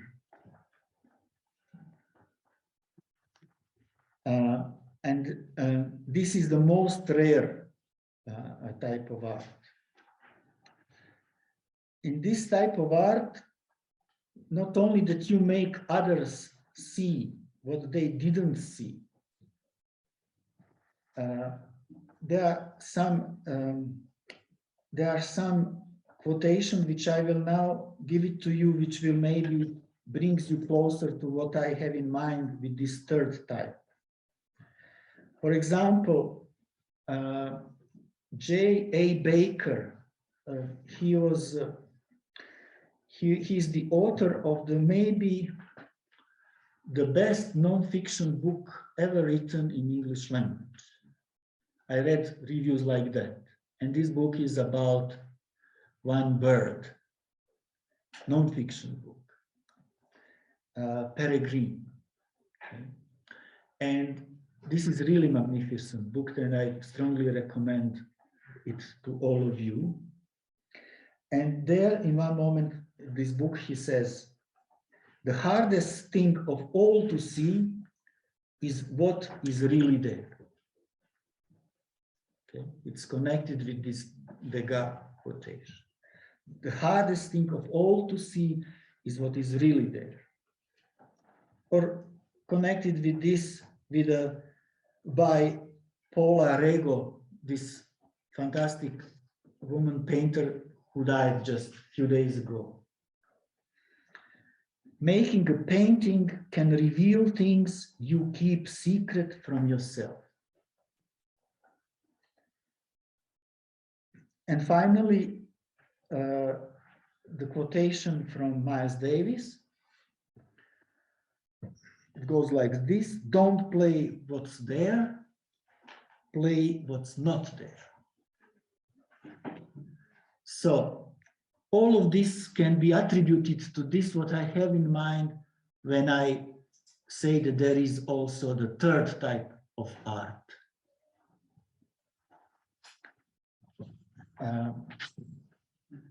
So this brings us to the very basic insight, what the story in the first place was about. The story was about the distinction between visible and invisible. And what is that distinction? And what is the relation between these two realms? These two forces, these two sides of reality, if you want. What is perceptible and what is imperceptible? What is imaginable and what is unimaginable in the world in which we live? And if somebody is able to produce something which will come in front of you, which will emerge as something which was before that imperceptible or unimaginable or inaccessible in any form, then this is the sign of this third type of art, the most rare type of art. Okay? And then, you know that with the perceptions, people usually believe that art has to do with perception. You know, the whole aesthetics idea comes from this studying of perceptions, aesthesis. No? I would argue that art doesn't have to do with perception, but with attention. And there is very important distinctions I want you to understand, and I will try to argue to explain to you what I mean with this distinction between perception and attention. One of my favorite ideas or definitions of work of art would be an object of perception transformed into medium of attention. What I mean by this? Perception is something which is based on something which we expect. Something which we don't expect, we are not able to perceive, even if it's in front of our eyes. Only with this great experience of surprise, maybe it can emerge and enter our experience. And then we would realize that there were these two worlds, perceptive and imperceptive, no? Same is with imagination. And also perception is defined not only by expectations, but also by our wishes, our intentions, our obligations, or what we believe that are our duties and obligations in life, things like that. And then determined by these factors, we perceive and create the picture of reality. And this has a good side and a bad side. Let's say it's very simple like that. Good side is because it gives us this basic tool to understand the world in which we live, to perceive it as meaningful, and also to orient ourselves and our decisions and actions in such a world, no? But there is this dark side of it, which is that there is something which is inaccessible, unreachable, which we are missing simply by living into this world which is solely accessible, solely perceivable, solely imaginable. Okay. Now, to help me to argue this further, I would ask Nemanja to put up one little excerpt, very short text, which I think works into this direction. So then you like Miroslav Holub? Holub. This is a short story or a poem in prose by Czech poet Miroslav Holub. Okay. And the title is Brief Thoughts on Maps. I will read it to you, but you can also read it yourself. No. It's too small, I'm sorry. Then I will read it to you. It's not that big. The young lieutenant of small Hungarian detachment in Alps. So this is taking place during First World War. We have Imperium there, which is Austro-Hungarian Imperium. This is this famous or infamous Count K Imperium, okay? And they are soldiers of that Imperium.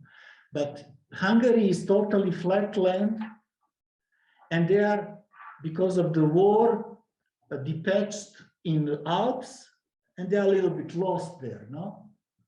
And then the leader of this lieutenant sends a reconnaissance, these scouts, this one small unit, to go there to, can you come a little bit up, back? Yes. But as soon as they left their tabor, it began to snow. And it snowed for 2 days and unit did not return. And the lieutenant suffered. He had dispatched his own people to death because it was really big storm.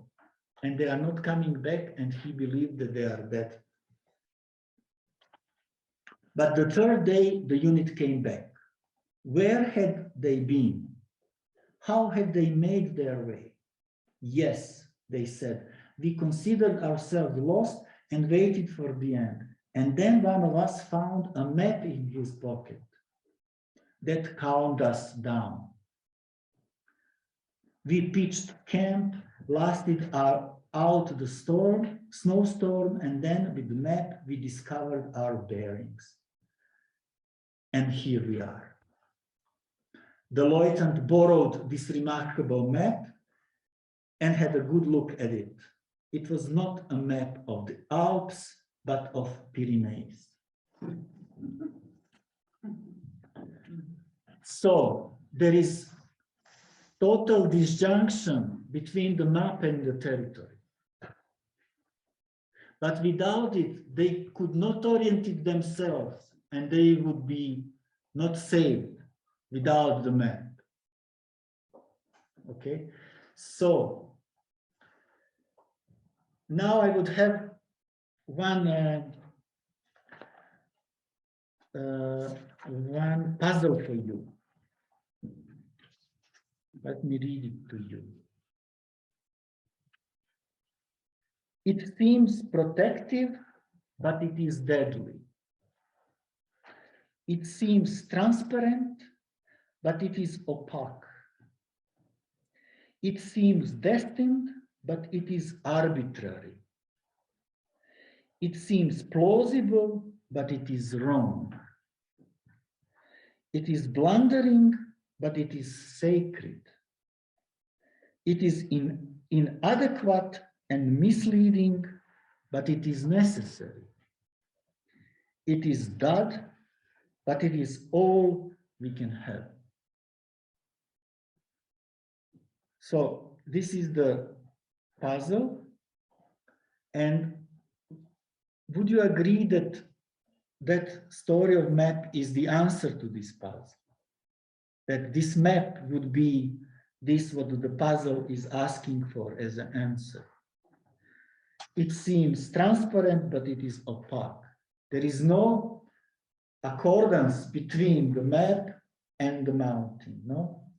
It seems destined, but it is arbitrary because somebody made it. There are other maps also.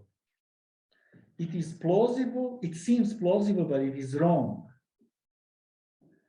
It is blundering, but it is sacred. Why it is sacred? Because it enables them to survive. It is inadequate and misleading, but it is somehow necessary.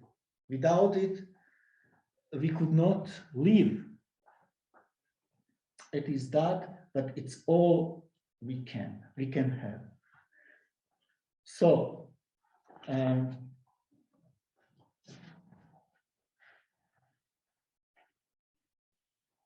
this map is a metaphor for this, what in more severe circumstances we consider repressive and authoritarian, which is this pressure of the reality, the only reality known to us. And this is why I called it, this distinction between these two realms, I call them also unquestionable versus unanswerable. Okay, because this imperium of reality, authority of reality, this is unquestionable. And it seems unquestionable and unavoidable and absolutely certain, no? But as the story shows, it looks plausible, but it's wrong, no? And then there is this, what is it wrong about? And that is unanswerable. And any answer to that would be wrong. But we cannot survive without help and support for some type of map of that, or model, or theory, or ideology, or belief, or narrative, or whatever we have. Okay.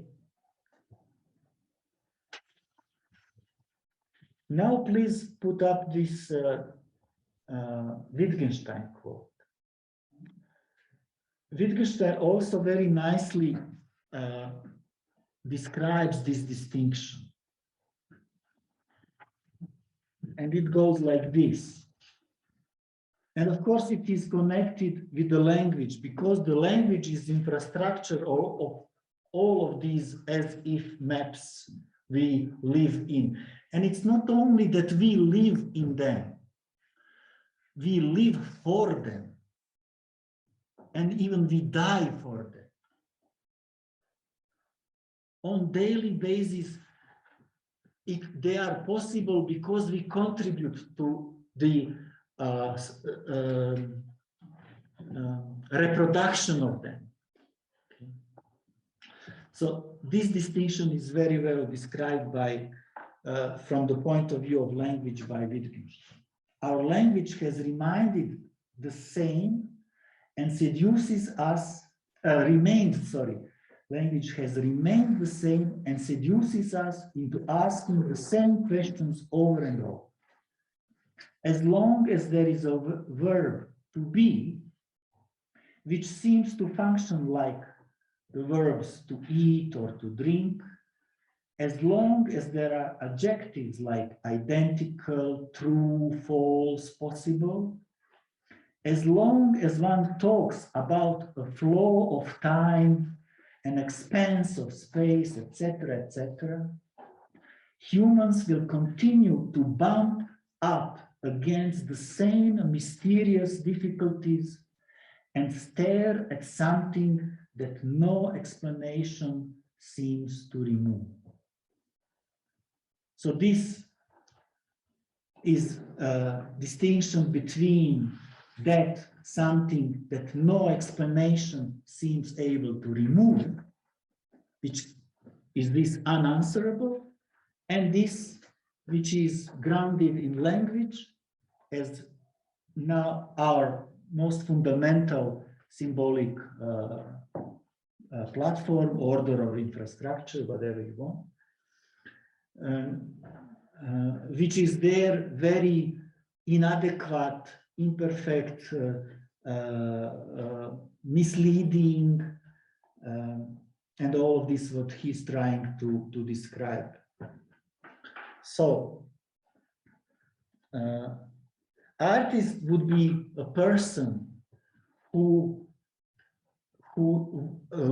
is aware of this distinction. I call it proto-divergence. Between this distinction or divergence between this unquestionable and this unanswerable. Okay. I have also some other namings of this.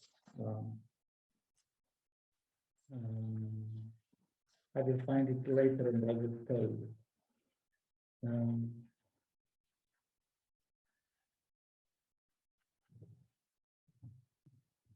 So the artist is the one who is aware, and not only aware, who lives it, and who is able to re-establish it for us, because we are in oblivion about it. We live on our daily basis, pushed by our expectations, projects, intentions, obligations, and all of this. And we just simply continue to reproduce these wrong maps. And without being aware of this, the other half. No? But artists are there to put it there in front of our eyes. And it comes usually as a big surprise and almost like shock. It brings at the same time a shock and comprehension. And these are two sides of any surprise of that type. It shocks us, wakes us up, and help us to understand better, more deep, on a deeper level. Okay? And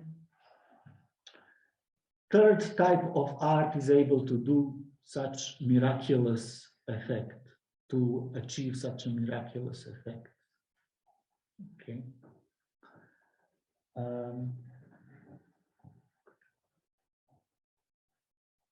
Here in the story,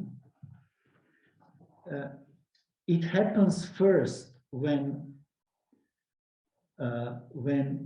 everybody who is there, including emperor is surprised with all of what happened, for example, up to the moment when a child shouts that the king is naked.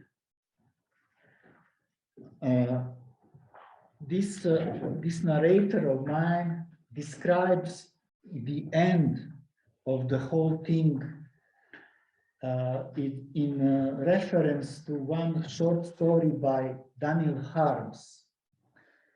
It's a famous story, just few lines, in which narrator describes one red-haired man.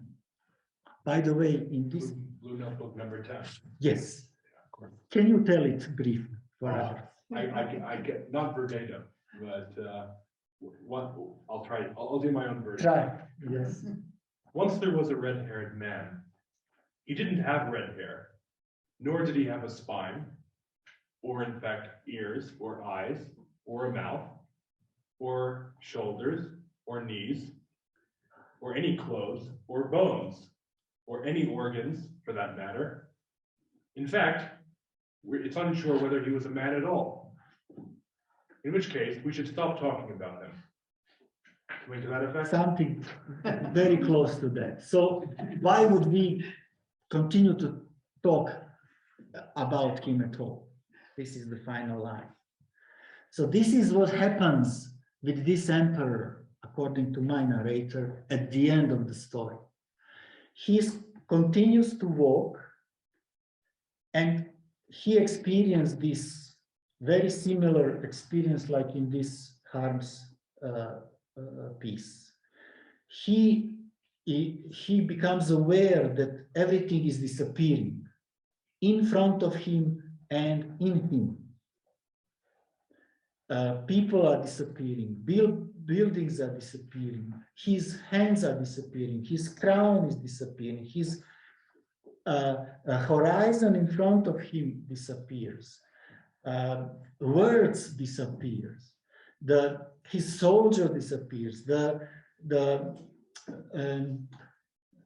metals in his minds are disappearing, the bread in bakeries are disappearing, everything disappears. And with every next step, he is declining one step lower, disappearing himself.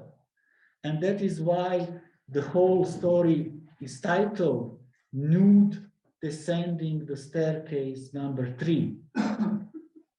Okay? Because he is that nude who is descending upon these existential and ontological stairs into nothingness. So this is the end of that fourth version of the story, very connected with that reference to Harms.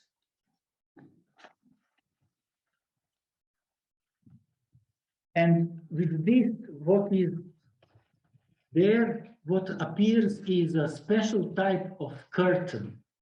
Now, this again I will use to explain further what I mean. It's a special kind of curtain which is appearing.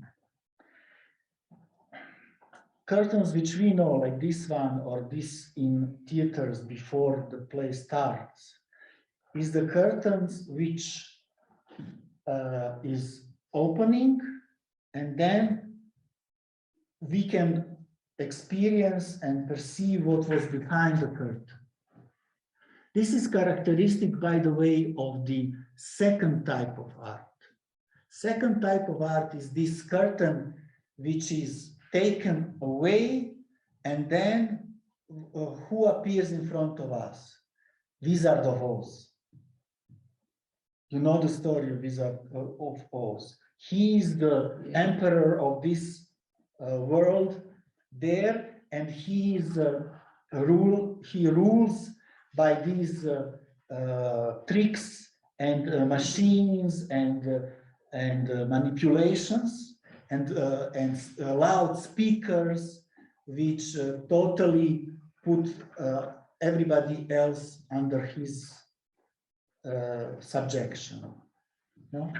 So the second type of the art is the one which opens the curtain, and Wizard of Oz appears in front of us. This is this truth coming out. This is the second type. But the third is a special type of curtain.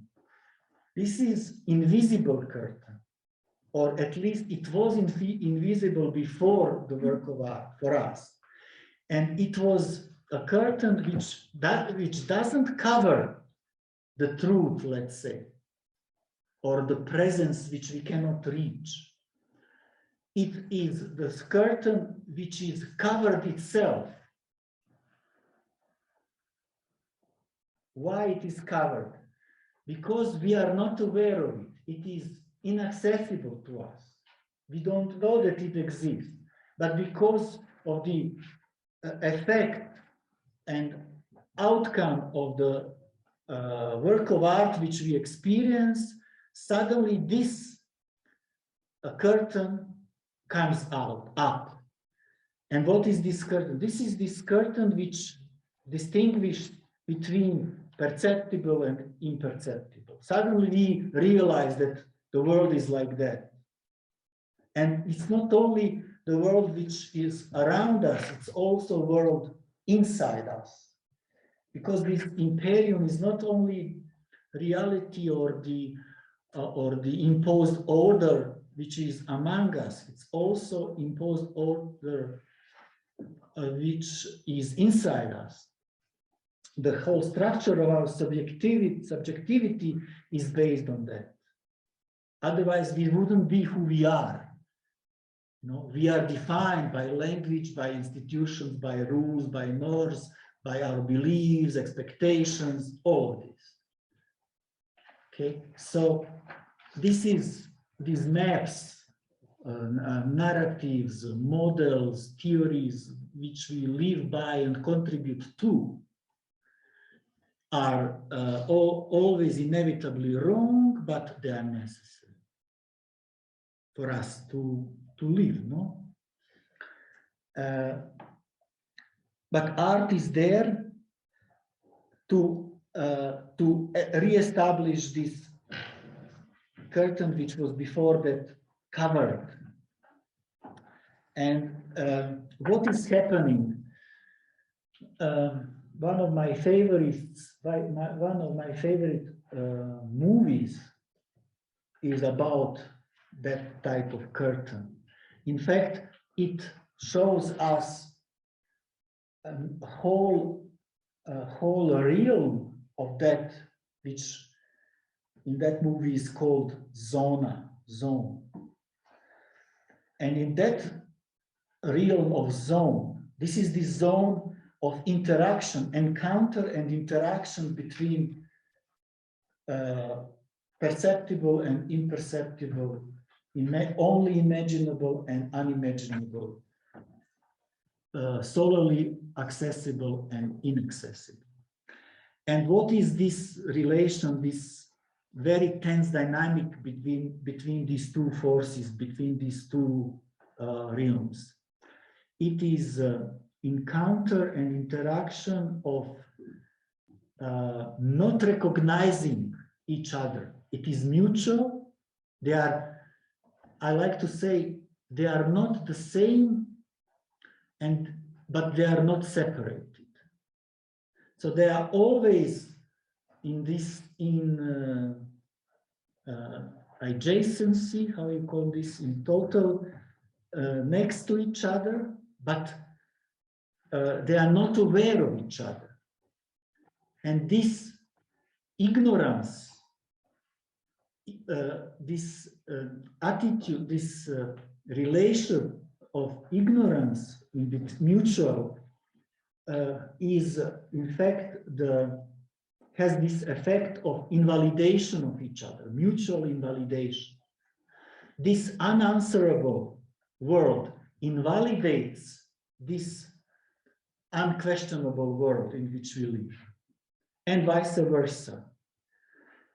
this unquestionable our world, the only one which we know, invalidates this unanswerable, inaccessible world, abrogates it, revokes it, abolishes it. It's not about physical destruction between them. It's not the war. It's more on the level of validity. So always when you have meanings, and this world in which we live is structured and determined by, like I said, language and other symbolic orders. And what they do, they make our world full of meanings. We live in the world which is not, the content of that world are not the things or the persons or events. Only the meanings and statuses exist. Something which doesn't have meaning or status is imperceptible, is unimaginable, cannot be part of our world. Okay.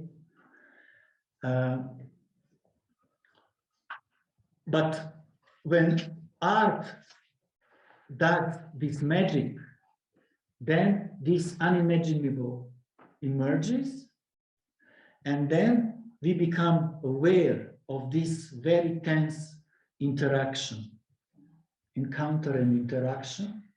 And this is much more radical interaction than any political change or revolution. No? Because and it's not, I heard that a few days ago you had the course on Hegel. It's not dialectical one. You can maybe try to describe this relation in terms of dialectics, no? But for me, it's more like, if I use this metaphor of tide and ebb, which is this moving, there is one line which you can call edge or horizon or a point of encounter between these two worlds. And then it moves like this, you know, like tide. When tide comes from one side, then the other side is in retreat. And then after some times, the process and the movement goes in the opposite side. And none of them are destroyed by this dynamics. It's just simply always this perpetual movement in between them. Also, nice picture for this would be the relation between culture and nature. You know, like when we people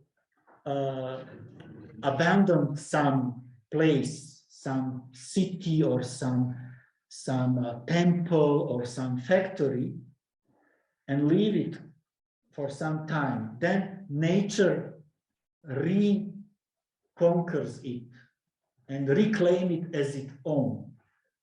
And then suddenly there were the stones and machines and who knows what else of our world was there functioning. Suddenly it is swollen by plants and animals and minerals and the climate forces and all of this. So something like this is going on. No?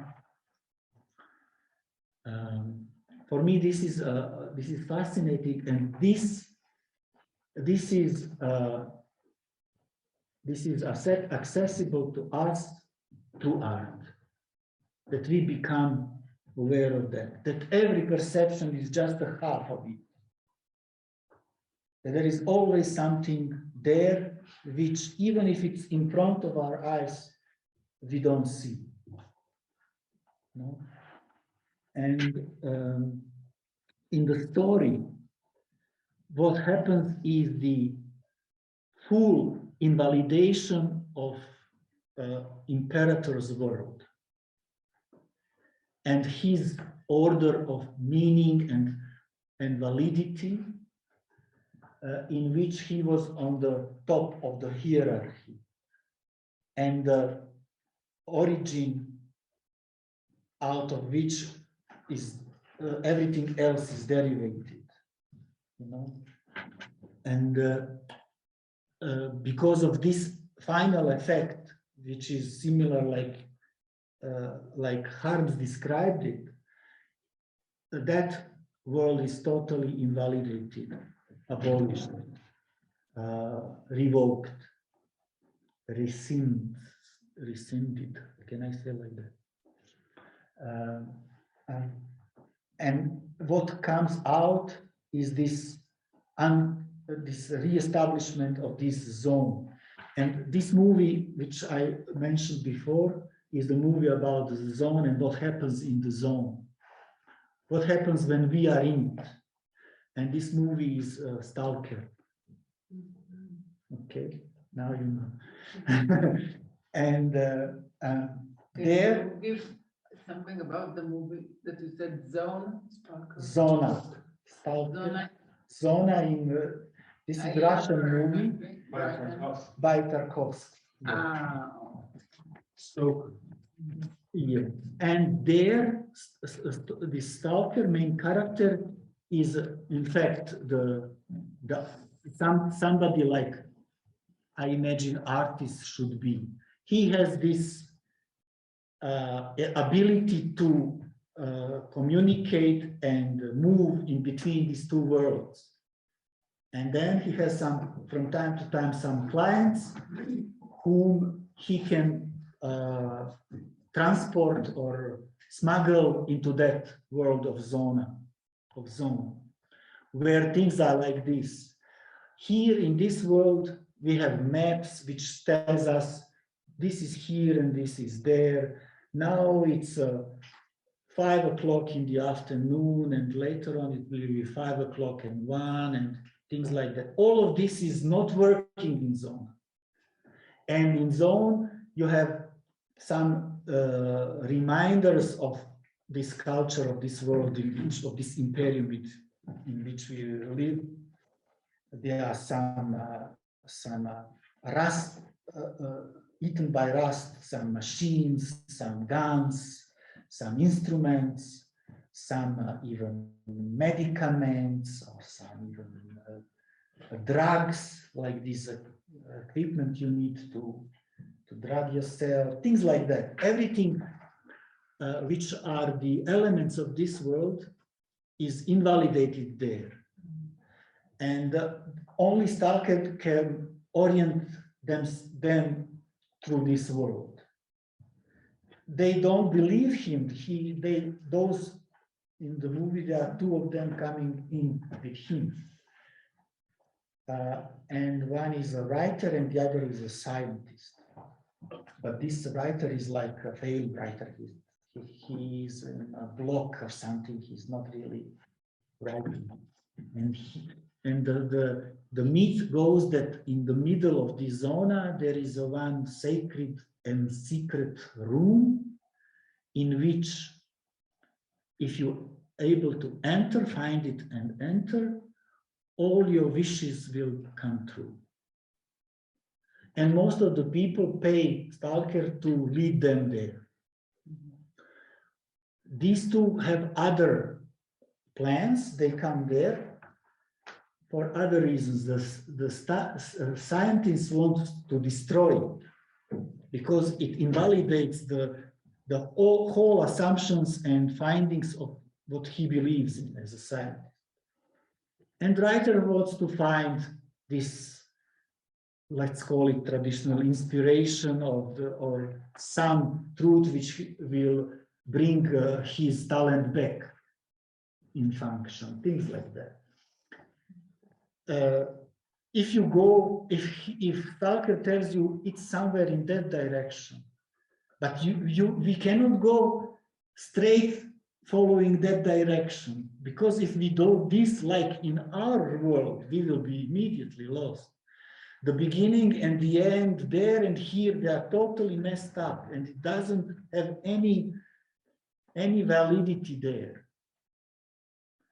And he knows this because he learned this through by his teacher, who was Stalker before him, and who got somehow intoxicated by this, and later on, when he came out, died out of this. He could not survive this tragic distinction of coming back here.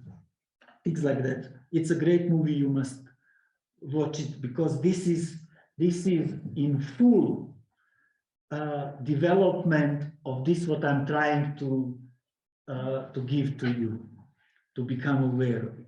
Okay? It's the whole movie is about that and nothing else.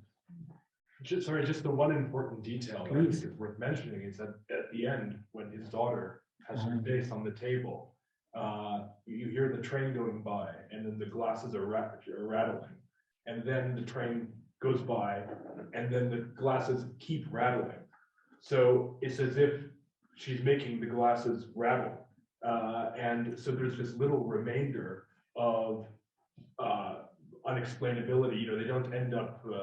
It ends up being sort of like a flop mission, right? You know, they go in and then they come back out, and then that's that. But then somehow it's not just in that zone. Yes, that little things go wrong. I will just help you fully to say it at the end. It's not only that the glass is shaking because nearby the big train is passing. No, in one moment when train goes, this is Tchaikovsky to tell you that there is no causal explanation of this. So now it's again very peaceful, and she's just at the table watching this glass, and then glass starts to move from here to the edge of the table, which is basically the edge of our reality, of this imperium in which we live, and then it falls. So because she is his daughter, somehow mystically she inherited something from her father, which gives her this telekinetic power or something like that, which is not from this world. Let's say, no. By the way, she's handicapped; she cannot walk, so he must carry her on her shoulder, like my narrator carries his son on her shoulder. Remember, and but she is like that. But my point, I can talk about this movie for 2 hours only, but I will not. The whole point is that the movie is about that curtain of the zone, of this interaction between these two realms. Sorry, just one quick thing. The reason I bring it up is because I'm not so sure it's clear that there are in fact two zones. That there's a nice clean curtain separating them. There is. Well, yes, between it was guarded. It is guarded by soldiers and by fence with this how you call this wire with these thorns. How you call this? Barbed wire, and they have to somehow he's smuggling them, and the soldiers are shooting at them because this is illegal to do it. It's not explained in the movie because it's not relevant. How come that it's there physically, this zone? Is it some aliens came there once and this became contaminated, or but all of these explanations are of this would-be scientists, you know. So it's simply there, and artist is the one. Artists are stalkers who are aware of this and who can be both there and here and help us become aware of that. But his daughter is not in the zone when she seems to make the glass. Yes, but she is his daughter, let's say. Tarkovsky keeps some things unexplainable, okay? And we can then debate endlessly, of course. Everybody has his her own theory about it, but this is why it's so great movie and inspiration. I hope that this this helps you to understand the main point of the third type of art which takes place here. And the whole operation which started very long before the boy cries, the emperor is naked, no? Ends like that with this artistic effect of art, of that proportions, of invalidation of the whole order of reality or order of usual experience of ours. Now I would like to quote a favorite definition of art by Godard. It is connected with all of this. And he is repeating this in several movies of his. So this is why I know it's his favorite. And he said that it is from Malraux, but I couldn't find it in Malraux, so I will say it as his. Art is born like fire, of what it burns. Or in another occasion, art is like fire, born of what it consumes, in images that burn your eyes to make you see.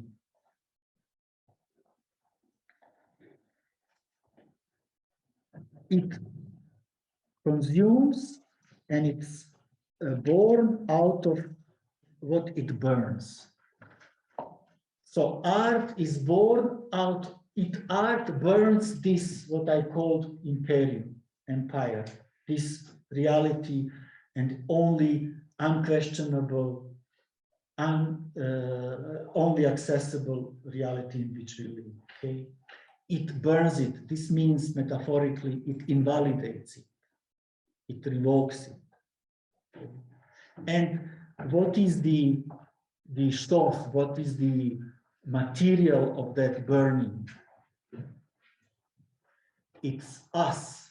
In the shortest answer I can give you, it's us. We who are like this, defined and determined by all of these forces of this world, like religions, ideologies, education, habits, addictions, beliefs, illusions, everything of that is burning in works of art of the third kind. Okay. Now I would like to connect these three. So I gave you three types of curtains as a metaphor of three types of art. And I hope that I was able to persuade you that the story is about art. Like that, I hope. What I, in my research, found out that there is some correlation which is telling between three types of art and three types of power. And this comes because there are, of course, so many important theories of power. This one is of Anglo-Saxon analytical, from analytical tradition, and it starts with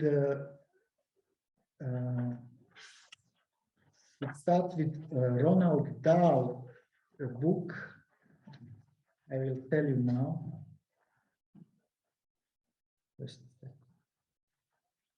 Who Governs? Democracy and Power in an American City. It is a book from 1961. He is a sociologist and a philosopher of politics.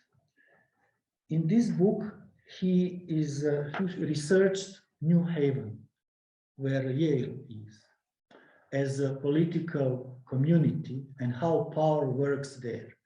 And based on his research, empirical research, and archival research, he comes out with this simple definition, which is in theory called decisional power, which goes like this. Power is there when A has a power over B to extent that A can get B to do something which B would not have done otherwise. So when you can make others do something which you want and they don't want before you force them. And this is most basic and in my view almost trivial idea of what power is and how power works. But it is helpful if it's defined in this very analytical, clear cut. And usually it shows, for example, in a case of New Haven local politics, in the occasions of political debates and struggles, the powerful is the one who prevails in these debates and who is able to apply, make a decision for others and others obey. Okay. So it's very obvious public type of power. And for me, it's connected, you can make a correlation to the first type of art. This is this most obvious, that the king has the whole power and authority, and all the others, including artists, are just obeying that and pandering to that. No. Then comes the second type of power, which is could be correlated with the second type of art here, and it was done by Peter Barak and Morton Baratz, who were criticizing Dawes' idea of power in their book called Two Forces of Power from 1962, next year. And they call it like decisional form of power, which expresses itself in not that obvious way like a first type. And it is usually power which imposed itself in a form of setting an agenda for debate or for decision. So it's not about making decision, but it's about framing the agenda for debates and decision making. So you are powerful if you are able to impose this framework for others to debate and struggle about. Also, in a negative form, it's a power to impose taboos. So you are powerful if you can impose to the society what society can debate about and fight about, and what is beyond any debate, what is taboo. Okay, so this is the second type of power, which for me correlates with second type of art, because there artist is breaking this power form. Artist is theirs to break the agenda setting. Okay, and this is his or her goal. That this second type of power is more hidden, and it's based on some procedures of exclusion, and it's not that observable and empirically accessible as the first. Okay. Then there is a third dimension of power, elaborated in the famous book by Stephen Lukes, The Power A Radical View. This is a book from 1974. He refers to this debate between these two predecessors of his in this theoretical debate about the power, and he argues for the third, most serious, most hidden, but most powerful of all other powers. And this is, he says, why his colleagues were not able to recognize it. In my view, when I was reading it, it reminds me in a way to Gramsci's idea of cultural hegemony, because it deals with the power to manipulate and impose beliefs and preferences in people and in this political in policy, in polity, in public space. No? So it deals with world views, with social norms, with ideological issues, things like that. And it's the most invisible and covert dimension of power of all of these three. And for me, it can be correlated with the third type of art, because third type of art intervenes and invalidates the reality exactly on that level, on these levels of ideological assumptions and epistemological assumptions and religious assumptions, not about the propositions of these sciences or religions, but about the assumptions of theirs. Okay. So this is why I see the connection and correlation. Okay. And if it happens, then this correlation for me is proven, because there is this saying by Stephen Lukes in this book that he says that power is most effective when it's least observable. For art, you can say something like that, correlating to that.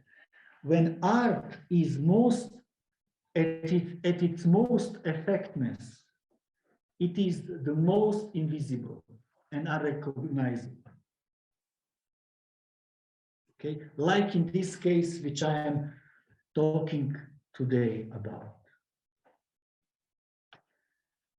Because this, so now you already know my answer for, okay, yes, there is art there, and what they did is not the type of art which is the first type, it's not the type of art which is the second type, it's this third type of art which they did.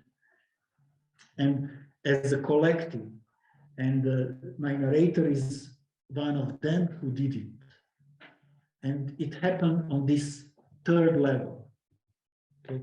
And in terms of political analysis, you can say that it invalidated the power of this third kind, which was dominating in this empire or in any other, you know, because this is a historic theoretical approach. So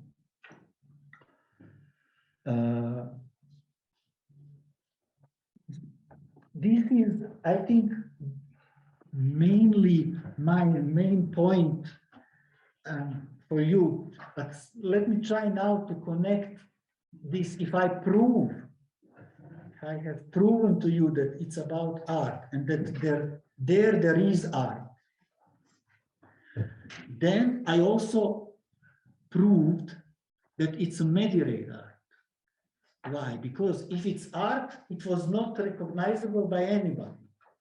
So it was inaccessible. And they made it like that intentionally. So it fulfills all three requirements of something to be mediated. It's something, this is what they did. It is work of art.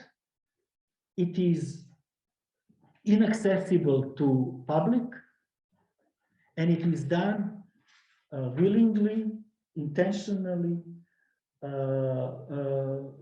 in this way of their own free will. So this is what they would say, who, he, they. My case is proven, no? But I will not stop here, because I want to also try to explain to you how I see how this, what I just told you, contributes to even deeper understanding and implication of something like mediated. So when I start, I gave you this definition with these three requirements, but it's not only what I would like you to know about it.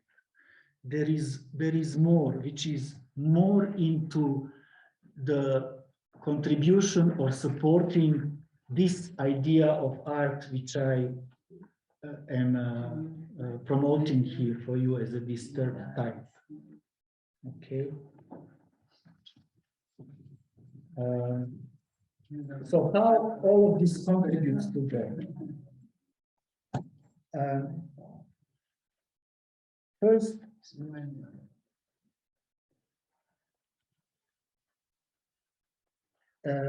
for me, if you go in this analysis further enough, radically enough, you will be able to understand that mediated is not only one type of art among other possible types. Art which is inaccessible, no?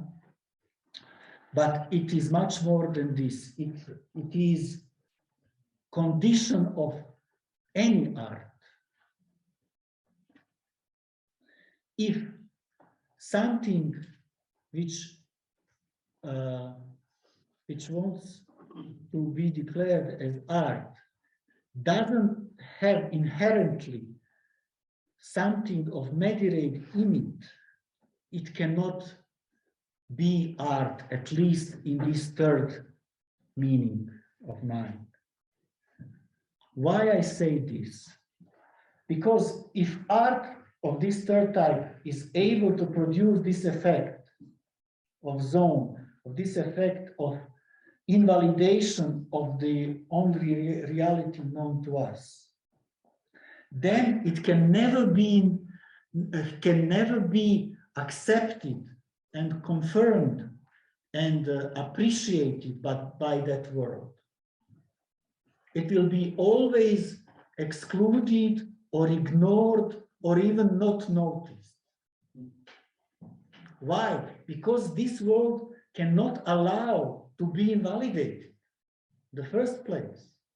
So any attempt like that is spontaneously, automatically excluded. So this is why you can say that all art lives in permanent exile. Okay, this is why, among other reasons, many times in the history of art, I'm sure you are familiar with that phenomenon. The works of art which are admired now among us, when they first appeared, they were ignored, they were ridiculed, they were laughed about, they were criticized severely, like something really irrelevant or stupid or whatever like that, diminished totally or not even noticed. Do you know any example of that? Van Gogh, for example. Van Gogh is the most famous. Any other? Many other. Just a John, Hmm? the writer's frame. Yes, Stravinsky, for example, or similar at that time, this first surrealistic movies by Dali and Buñuel, which were incited rage among the audience, and they were cutting the screen and throwing things on them, even trying to fight with them, or reactions in Vienna incited by first concert of atonal music by Schoenberg, things like that. So it's not that this is some kind of anomaly going on, because it happens all the time throughout the whole history of art. This is very natural, coming out of what art really is, and it cannot not be like that, not recognizable, but by imperium and imposed norms and rules and expectations, habits, and all of this.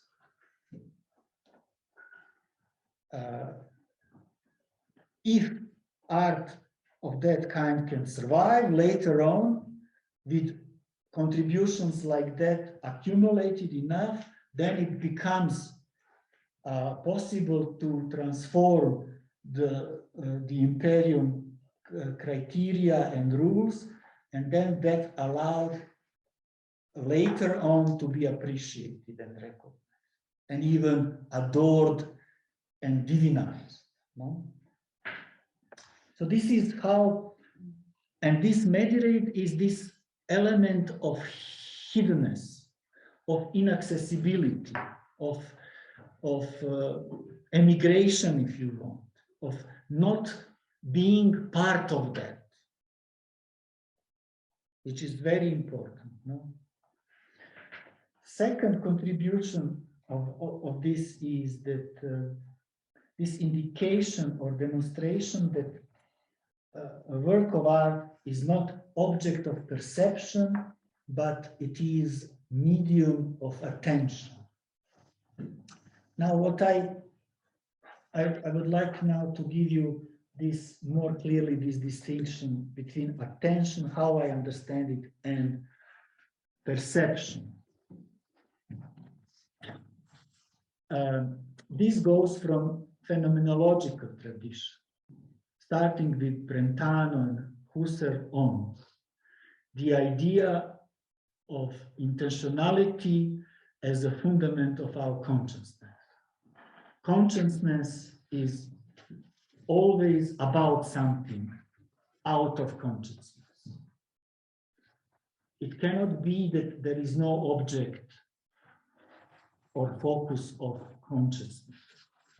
So intentionality is a key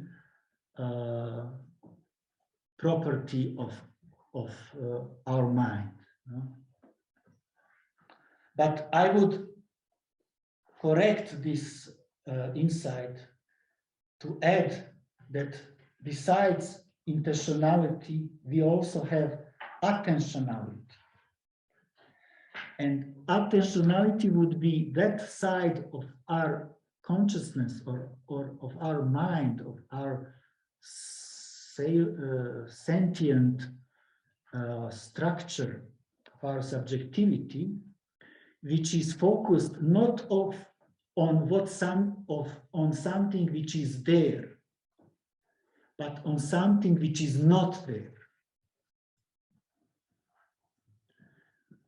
If your mind is focused on this, the other side, which this, the other half of perceptible, of this which is imperceptible or unimaginable, you are doing this by paying full attention, being open-minded for that as well, not only for this which is in the realm of expected and believed and regulated. No?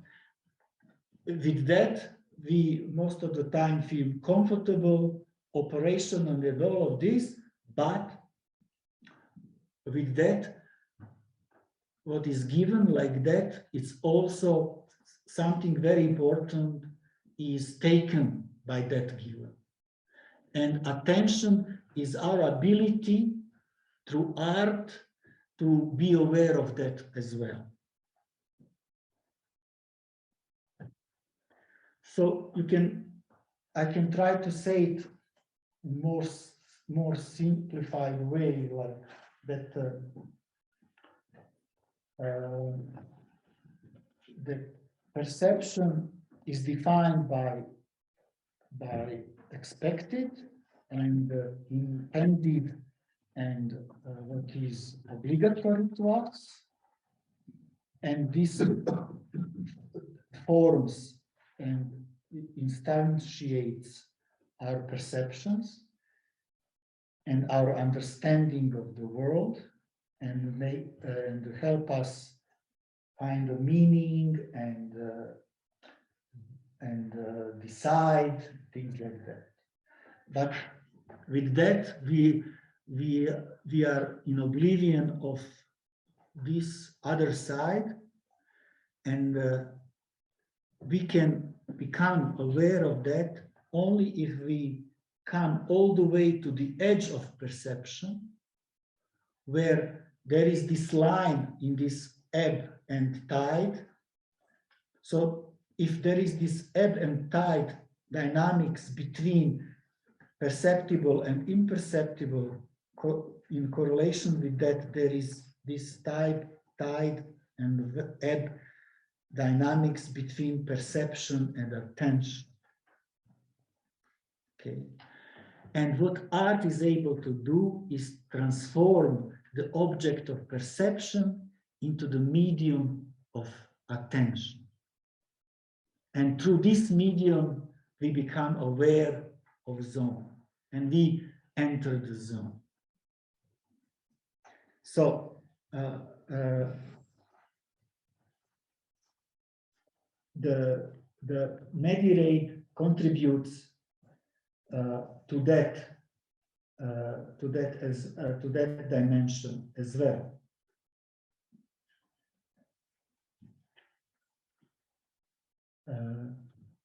You can say that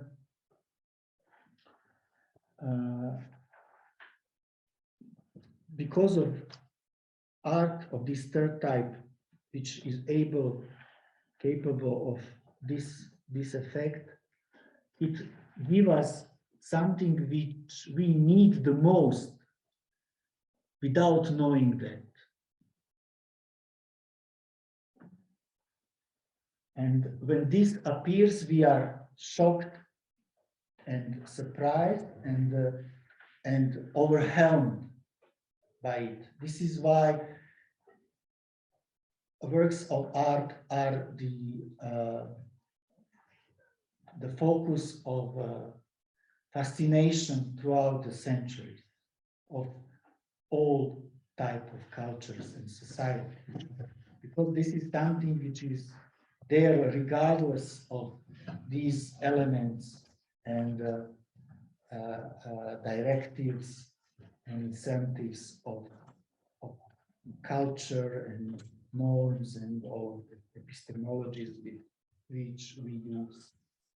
So the last and the third point of this contribution of Emperor's New Clothes type of art to the theory of Medirate would be that insight that art, that Medirate is expression of that that truth that art is something which we need the most, but we are not aware of it. Because mediate is piece of art which we are not aware of. We don't know that it exists. We can only imagine that it exists. No?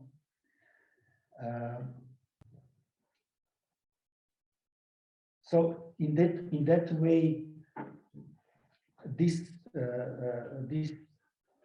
interpretation of this fairy tale contributes to the theory of mediate.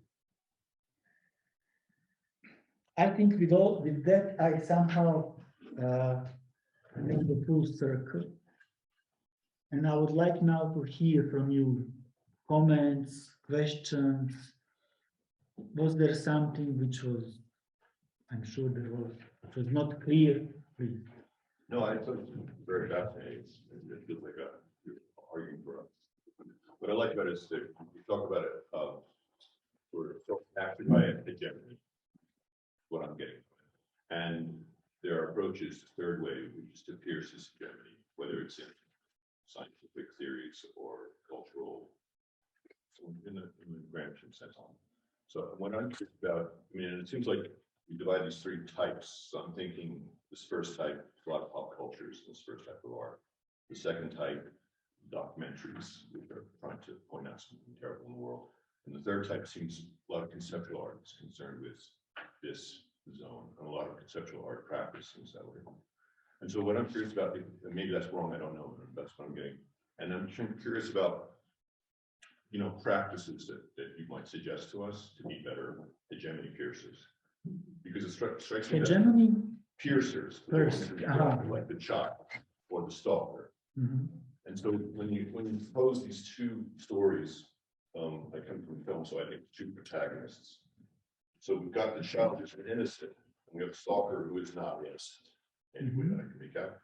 And the child, there seem to be good, innocent piercers in the world, right? I'm thinking of in art, Paul Klee comes to mind. You know, there are certain people whose practice this attempt to pierce the world, give us this new openness, this attentionality that you talk about. So, and maybe in religion, you know, Francis, Assisi, you know, someone who comes in and with a kind of innocence is able to make the whole structure just come tumbling. The stalker is less clear to me, but it's true that he is about attention, right? Yeah. So it feels like innocence is one practice of being more open, right? Innocence with its potentiality and its sense of not yet being clouded. But there's this other form, at least in your stalker example, maybe there are other ones. So I'm looking for practices. Do you have any suggestions for how to train as an artist or train as a person who could see the unseeable or hear the unheard? Okay.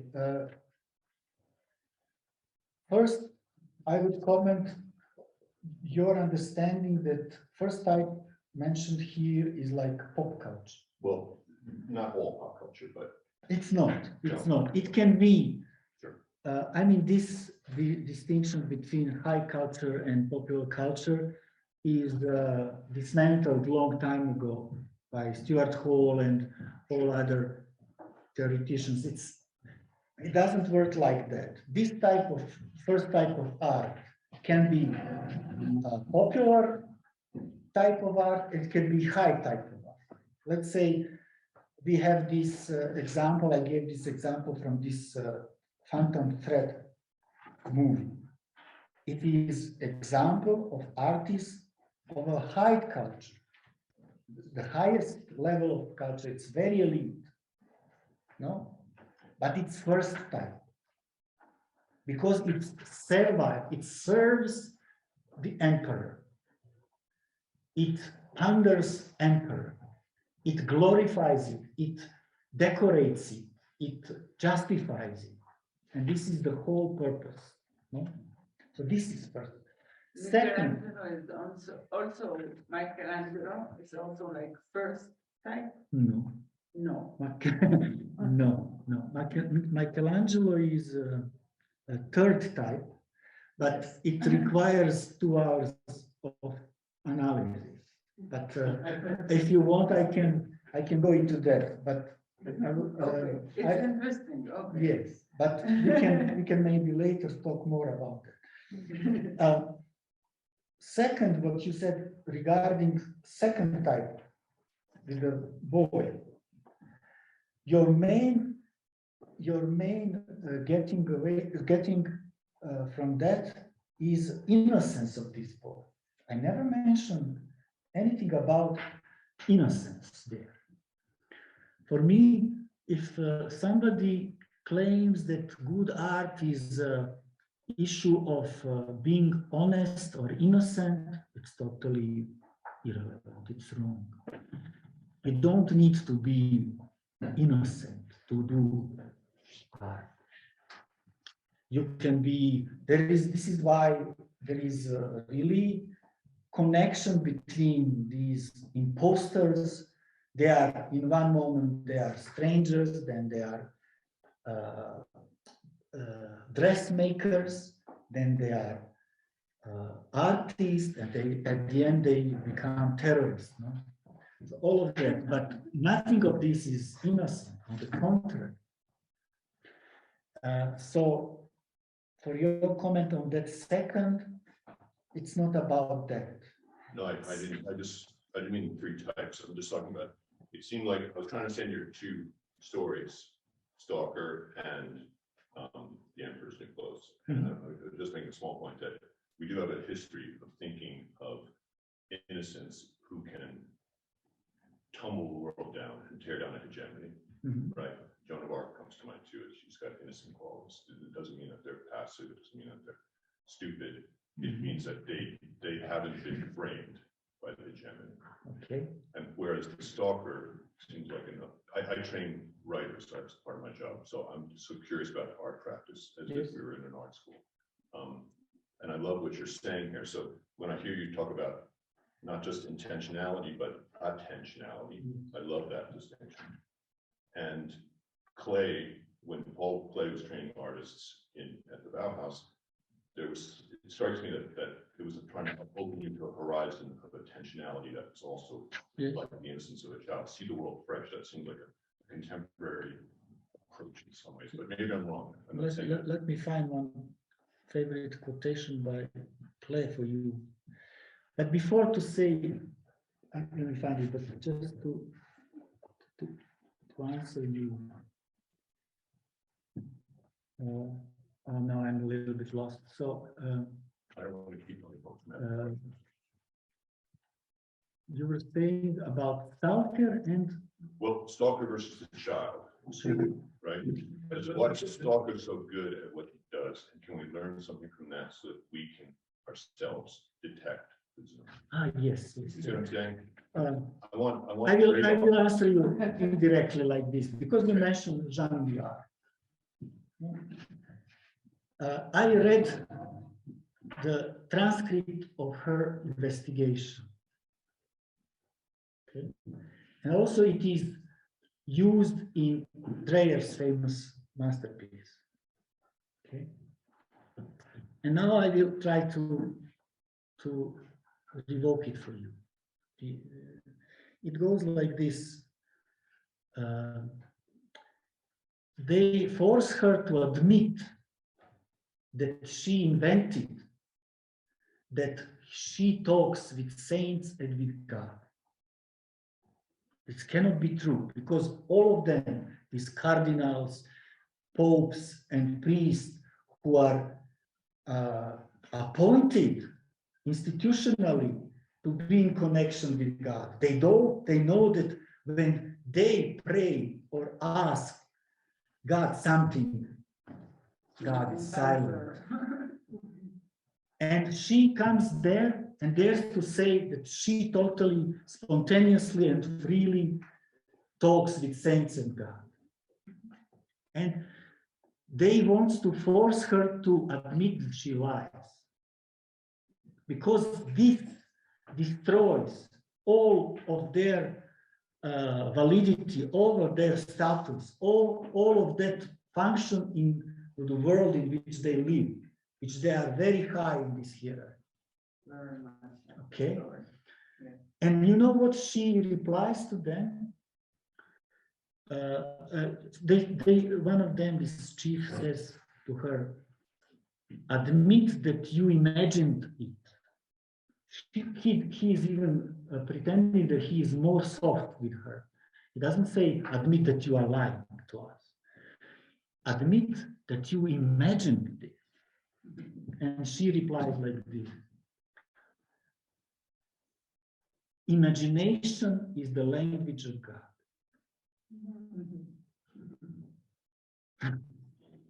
Imagination is the language of God. So she is able to transcend the limits of their world, dogmatic,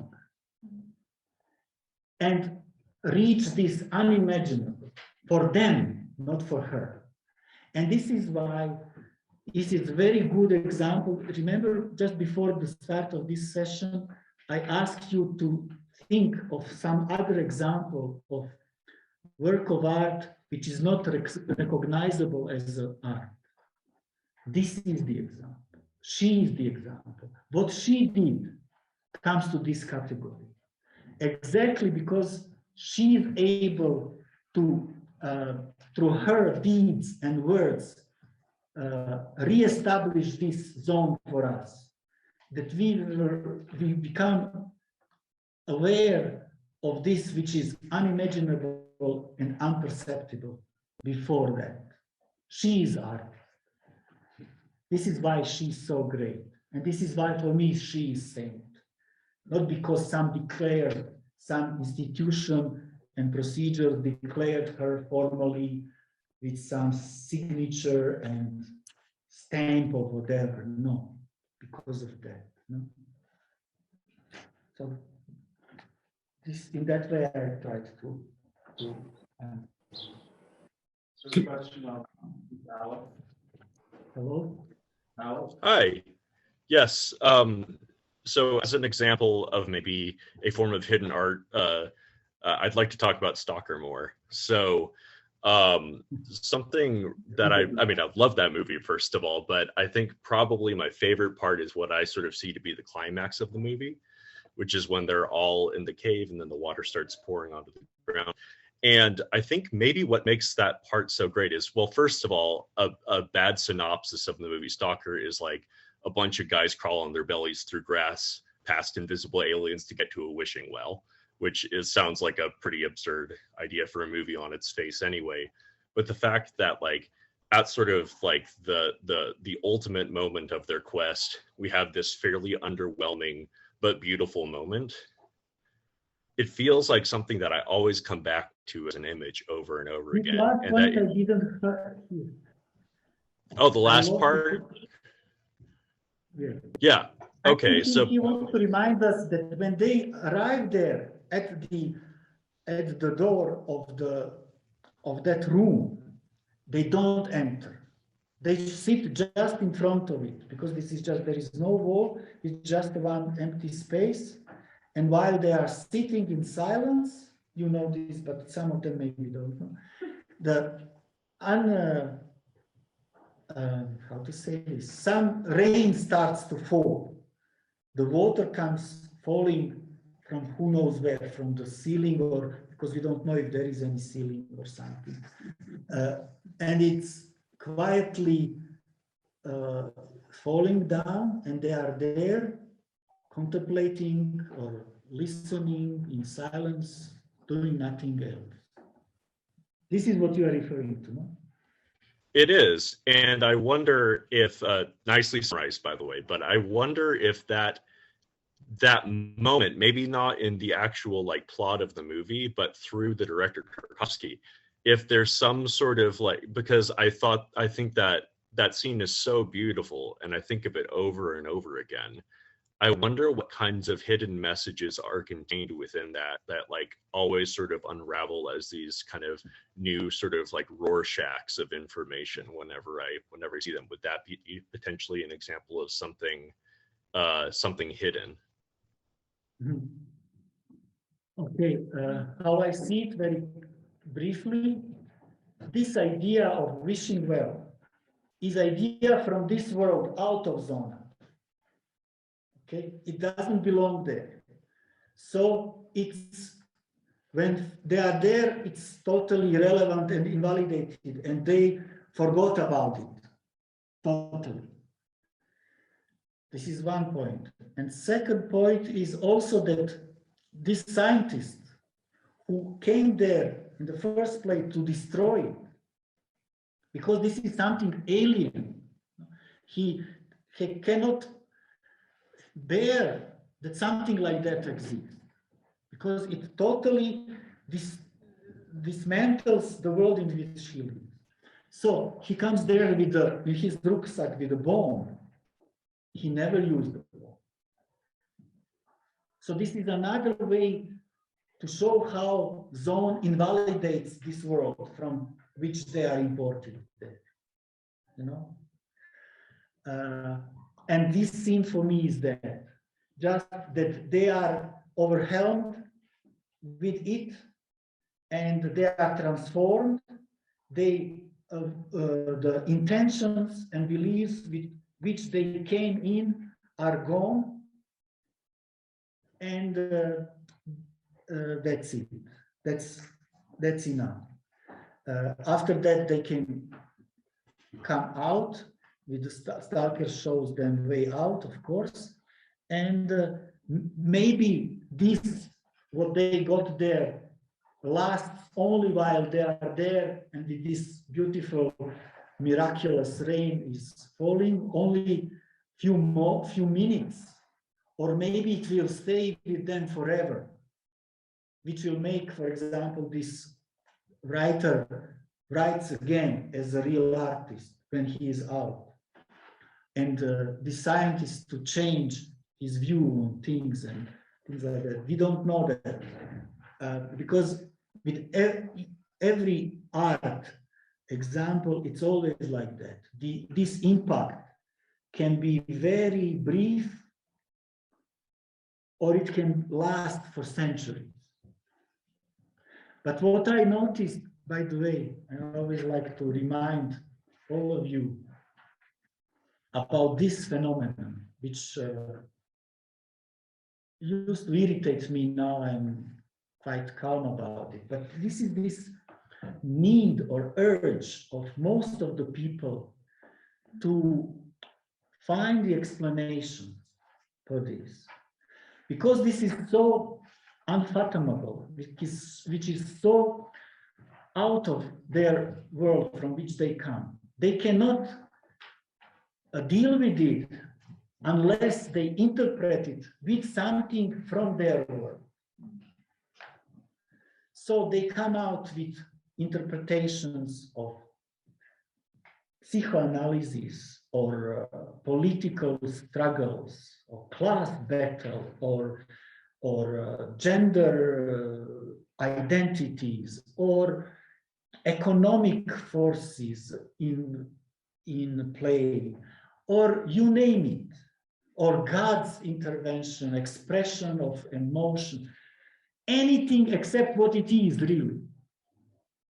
No? And this creates just accumulation of misunderstanding and confusion.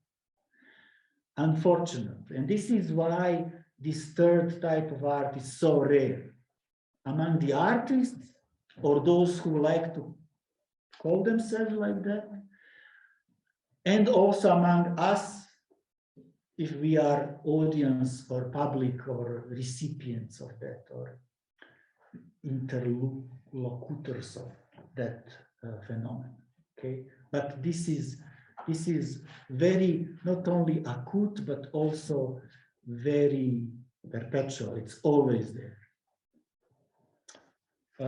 Okay, please. Sorry.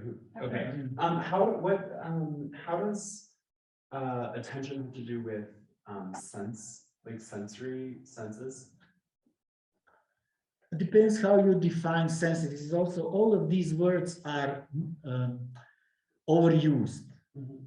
And in order to avoid unnecessary debates first we must agree what we mean in saying senses, and then to talk.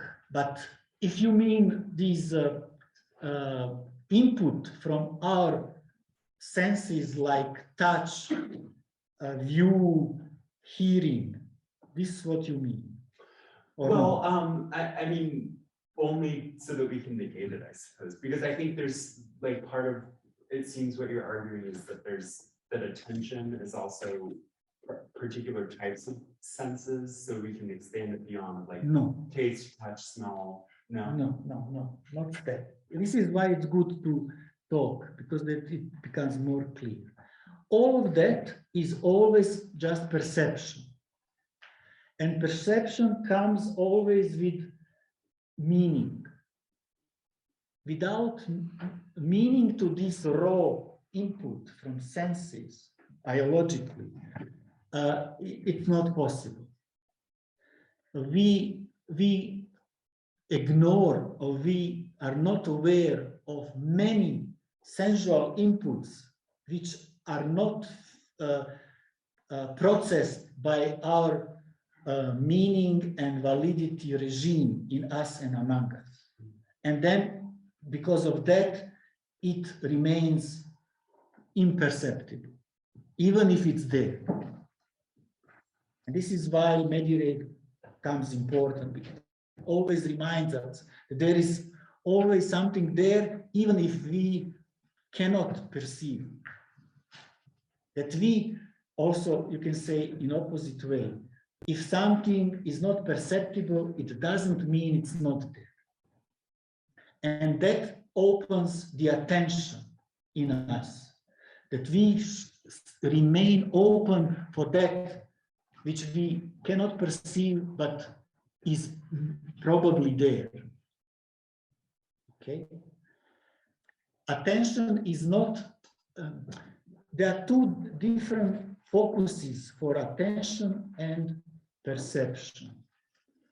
Focus of attention, I told you this, is this which is not there in terms of perceptible experience, but can appear always. This is why I also adore this book which I recommended, this J.L. Baker Peregrine, because this bird, this is, by the way, the fastest creature in on this planet.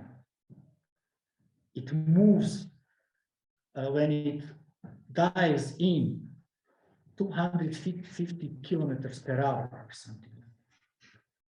But this is not the reason of his fascination, that narrator of that book. The reason of his fascination that this book, this bird is incarnation of that something which is at in between these two worlds. When if you can deduct the sentences always when bird is, he believes that he sees it's never there, or immediately it disappears. And when he believes that he cannot see it appears suddenly and surprises him out of nowhere. This reminds me of another classic story known to all of you, and this is why it's classic, and it is because these are things which are eternal. This is a story about Orpheus and Eurydice. Orpheus is this incarnation of the primary artist, no? His songs were capable of moving hills and trees, things like that. So he, all of you know the story. She is bitten by a snake. She dies, goes into Hades, and he goes down to take her out. He's using his powers to enter. He finds her there, and then the wife of this god of hate, Hades, managed to give him the pass. Okay, you can go with her out, but under one condition. Don't look back. Don't look back. She will go walk behind you, but you must not turn your head back. Of course, his whole being, because he loves her so much, urges him, forces him to turn back to see her finally. He cannot wait until they come out. They walk, and this battle inside him is going on. And while he is not perceiving her, she is there. The moment he turns and sees her, she disappears. This is the quintessential issue of which I was telling you today. That what we perceive is not there, and what we don't perceive is there. No? Another story, classical, to prove you this, is in Bible, and also in many works of art later, especially in paintings. And this is the story about dinner at Emmaus. It is in a New Testament after resurrection. Two disciples, two apostles, are walking from Jerusalem to this small city of Emmaus. And the road is long, they take the whole day to go there, but somewhere in the middle, a stranger, third person, joins them and walks with them. And it's silent, he's silent. And two of them are talking non-stop of what happened just in Jerusalem. That Jesus was crucified, and then that he died there, and then he was buried, and after 3 days he resurrected.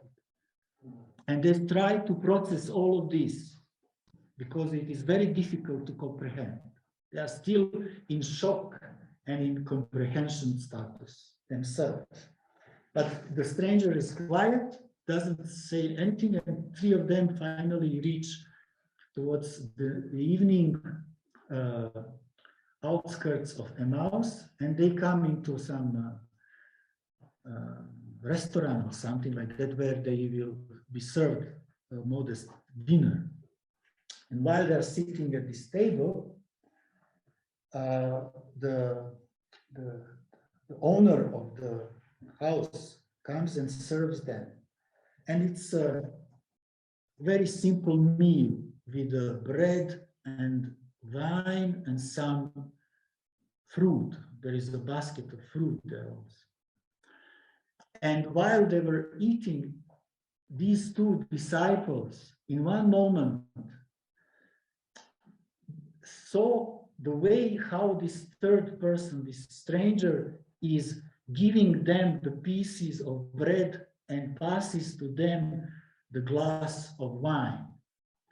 And they suddenly realize that it is the same movement and behavior of their Lord Jesus at the last dinner they had with him before the crucifixion. And then they realize it's him. But at that very moment, when they realize he is with them, he disappears. So, while they could not recognize him, he was with them and they could see him. The moment they noticed and recognized his presence, he disappeared. Again, the same motive like in Orpheus story, no? And the same motive which I am talking with you today all day. There's a question online from Michael. Go on, Michael. Yes, can you hear me? Yes. Yes, I'm wondering how much this does to get to this third level. How much does it deal with erasure? Because this is something I'm interested in, and you have like Meister Eichert, who says only the hand that erases can write the true thing. You have Deleuze and Guattari, who have the bodies without organs. There's like erasure of organization, and you can see it kind of in post-colonial theory, where you know, I think a lot of expats, they see, they basically mine photo ops and cultural relationships like they mine resources, while the colonized are actually having to deal with the nervous condition of erasure and are put into a particular space where parts of the foundation of the empire are erased. And you are in an experience where that's where you can kind of come to fruition and have the attention, I guess, to use your language. Is erasure a necessary part of this? Is this kind of what you're talking about? Is it a correlation? Again, like I mentioned just before, in regards to word senses, it depends what you mean by erasure, okay? It can fit well to this, what I call invalidation, abolishment, revocation, if it's something like that, because I'm not really big fan of these mystics like Meister Eckhart or whatever, but never mind. So I'm not very familiar with their vocabulary or yours in this sense, but if it goes at least partly in this direction like I have in mind, then maybe we can talk about something there. But if it's something else, I'm not, I would disagree. You know, for example, there are a lot of talks among these mystics about their communication with angels, for example, like in Swedenborg and some other, also Eckhart. For me, this is not convincing, no? And it somehow doesn't fit to all of these ideas which I tried to elaborate today. So this is why I'm a little bit reserved to immediately accept your version of it. But it can be, it can be. We would need to talk much more in order to better understand each other, and then maybe we would find some correlations or overlappings. Yes. So to the question of art hidden in plain sight, I wonder if you will take this example.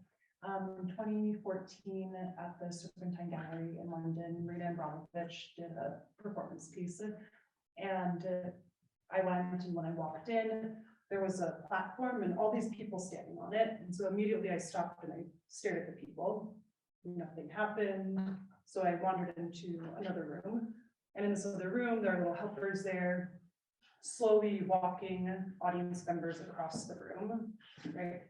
I wandered back out into the main room, and there's the platform again. I stand and I continue to watch it, thinking like, what's going to happen here? And eventually a helper comes over and puts me on the stage, and I realize, it is all audience members on the stage.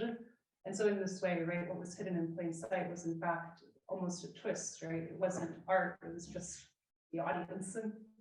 And so to me, this is a nice little twist, right? I wonder how you take it. Yes. When I ask you to come out, if possible, with some example of something which is not recognized as art, but it is, and it fits to these ideas which I elaborated, this would be opposite example. What I mean by this? Also, there are many cases like that where something is declared as art, but it's not. And the last phase of Marina Abramovich work, unfortunately, is more or less like that. It's everything else except this. Some early pieces of hers done in Belgrade and in Zagreb, and but somewhere there, when she finally separated from Ulai and things like that, it was gone for her. It was not there anymore with her, in my view. Okay. Also, issue of, we can debate long about this. What she does, how she was able in the first phase of her work to establish this this curtain which is covered by our everyday life, no? Or was it just a second type of art in her case, which is this rebellious protest type in a phase of power? In this case, in the first phase of Tito's socialism, and later on in capitalistic world in Holland or in America, no? But mainly, I would be of opinion that it belongs, if anywhere, as art. Sometimes it's not even that, but if there is something, it would be sometimes that. But this third, almost never. There is maybe one. Okay, I should be more not that sharp.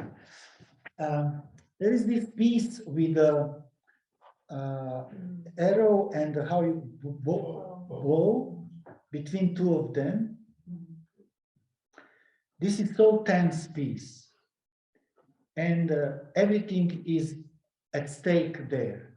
It's not fake, and it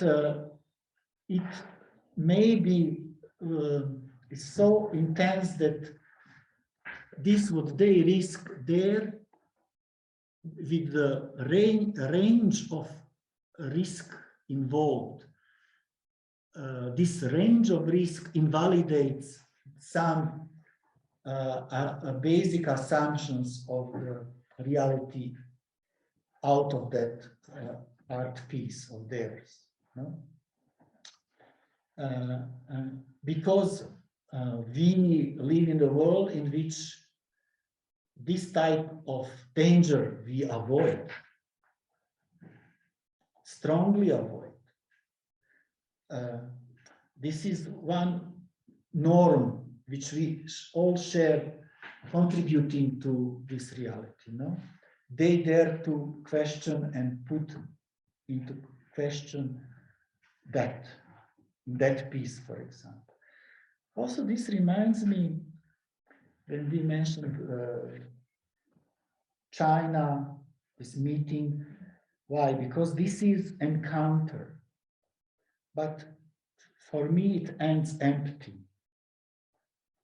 But that reminds me of one Kafka story, which is relevant for this third type of art, and which also I can connect with Jean d'Arc example.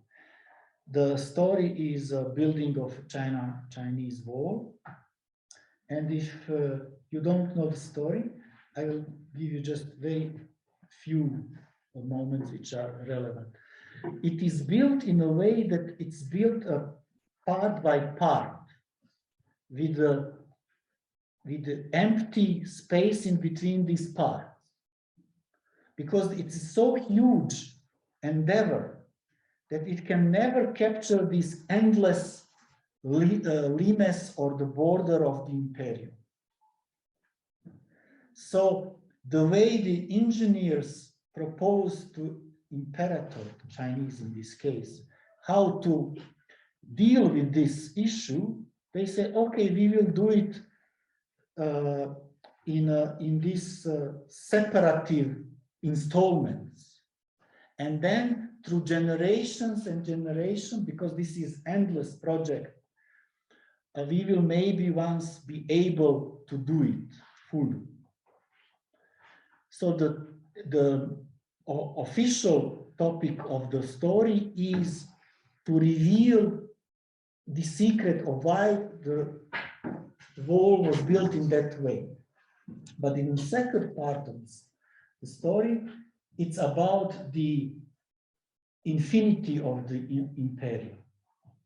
When imperator sends a messenger to most far away builders, and his palace is so big that even it takes whole of his life to exit the palace, and not to mention to exit the capital and to reach these most far away at the border province where some engineers are doing this. But the main point is hidden in just half of sentence, somewhere there in second part, when he says that imperium is based not on walls, not on machines, not on engineering, not on weapons, but on deficit of imagination. So emperor can be emperor only if all of his subjects on different levels are limited with their imagination. This goes in line with the Jeanne d'Arc story. This is the foundation of empire, of imperium, which I was talking today about. So art is, this is why art is something which we need the most, even if we are not aware. Well, I was going to speak to your point there. I don't know if you're familiar with, but the Misty poets in the 20th century in China during the cultural revolutions, they would kind of, in their writing, they were afraid of persecution from the government, so they made really opaque language and very cryptic language, and kind of made their own curtain, and just elevating your point to, yes, you know, this is more like a case of something known in theory of art as inner emigration. It is mainly referring to the art activity and literature activity in Germany during Nazism, where some of them continued to write and publish, but applying this coded language. They called it Sklavensprache. So they would tell a story about Nazi Third Reich, but somehow hidden by an allegory of some medieval story or some mythological story or some fantastic world or something like that. No? Because they wanted to talk, which would be, which when published, it would be the second type of art, telling the truth to power. But because of consequences, which were inevitable, they tried to use this type of coded language. But this is not mediate, because some of them, also this was very hypocritical, because some of these books were even bestsellers. So they participated in other ways in that, contributing to that Third Reich, and even enjoyed some advantages of it through this activity of theirs. No? So it's not that. It's a very important difference between mediate status and inner emigration status. There was, in my research, I found only one example of mediate during Nazism in Germany. If you want, I can tell you briefly. It's one composer called Karl Amadeus Hartmann.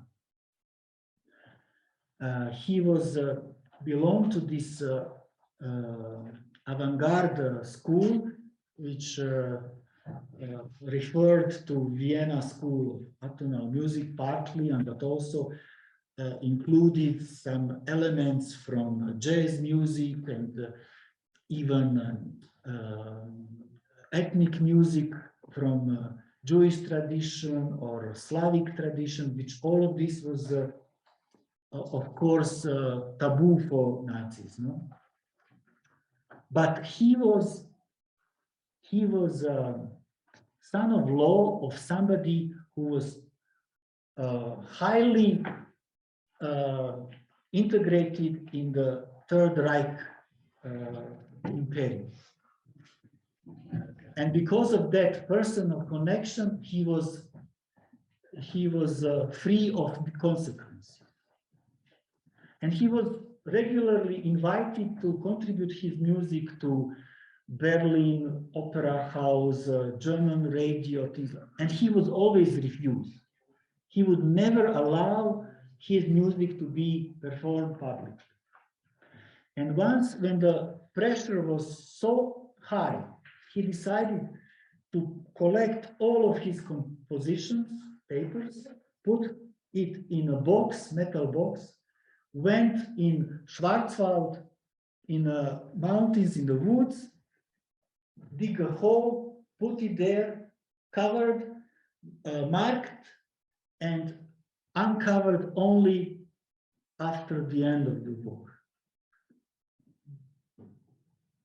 So he is the only case of Medi-Raid I found out in during German Nazis time. So we need to finish in order to get the dinner. Aha, we have to finish. Okay. So of course I have many more things to say, and I now recollect that I owe you the sub-story of this William Kilburn, why they approached first him and not the emperor himself. I will tell it during the dinner. This thing and some other aspects of this later on. Now, thank you very much for your attention and for your comments, and thank you very much.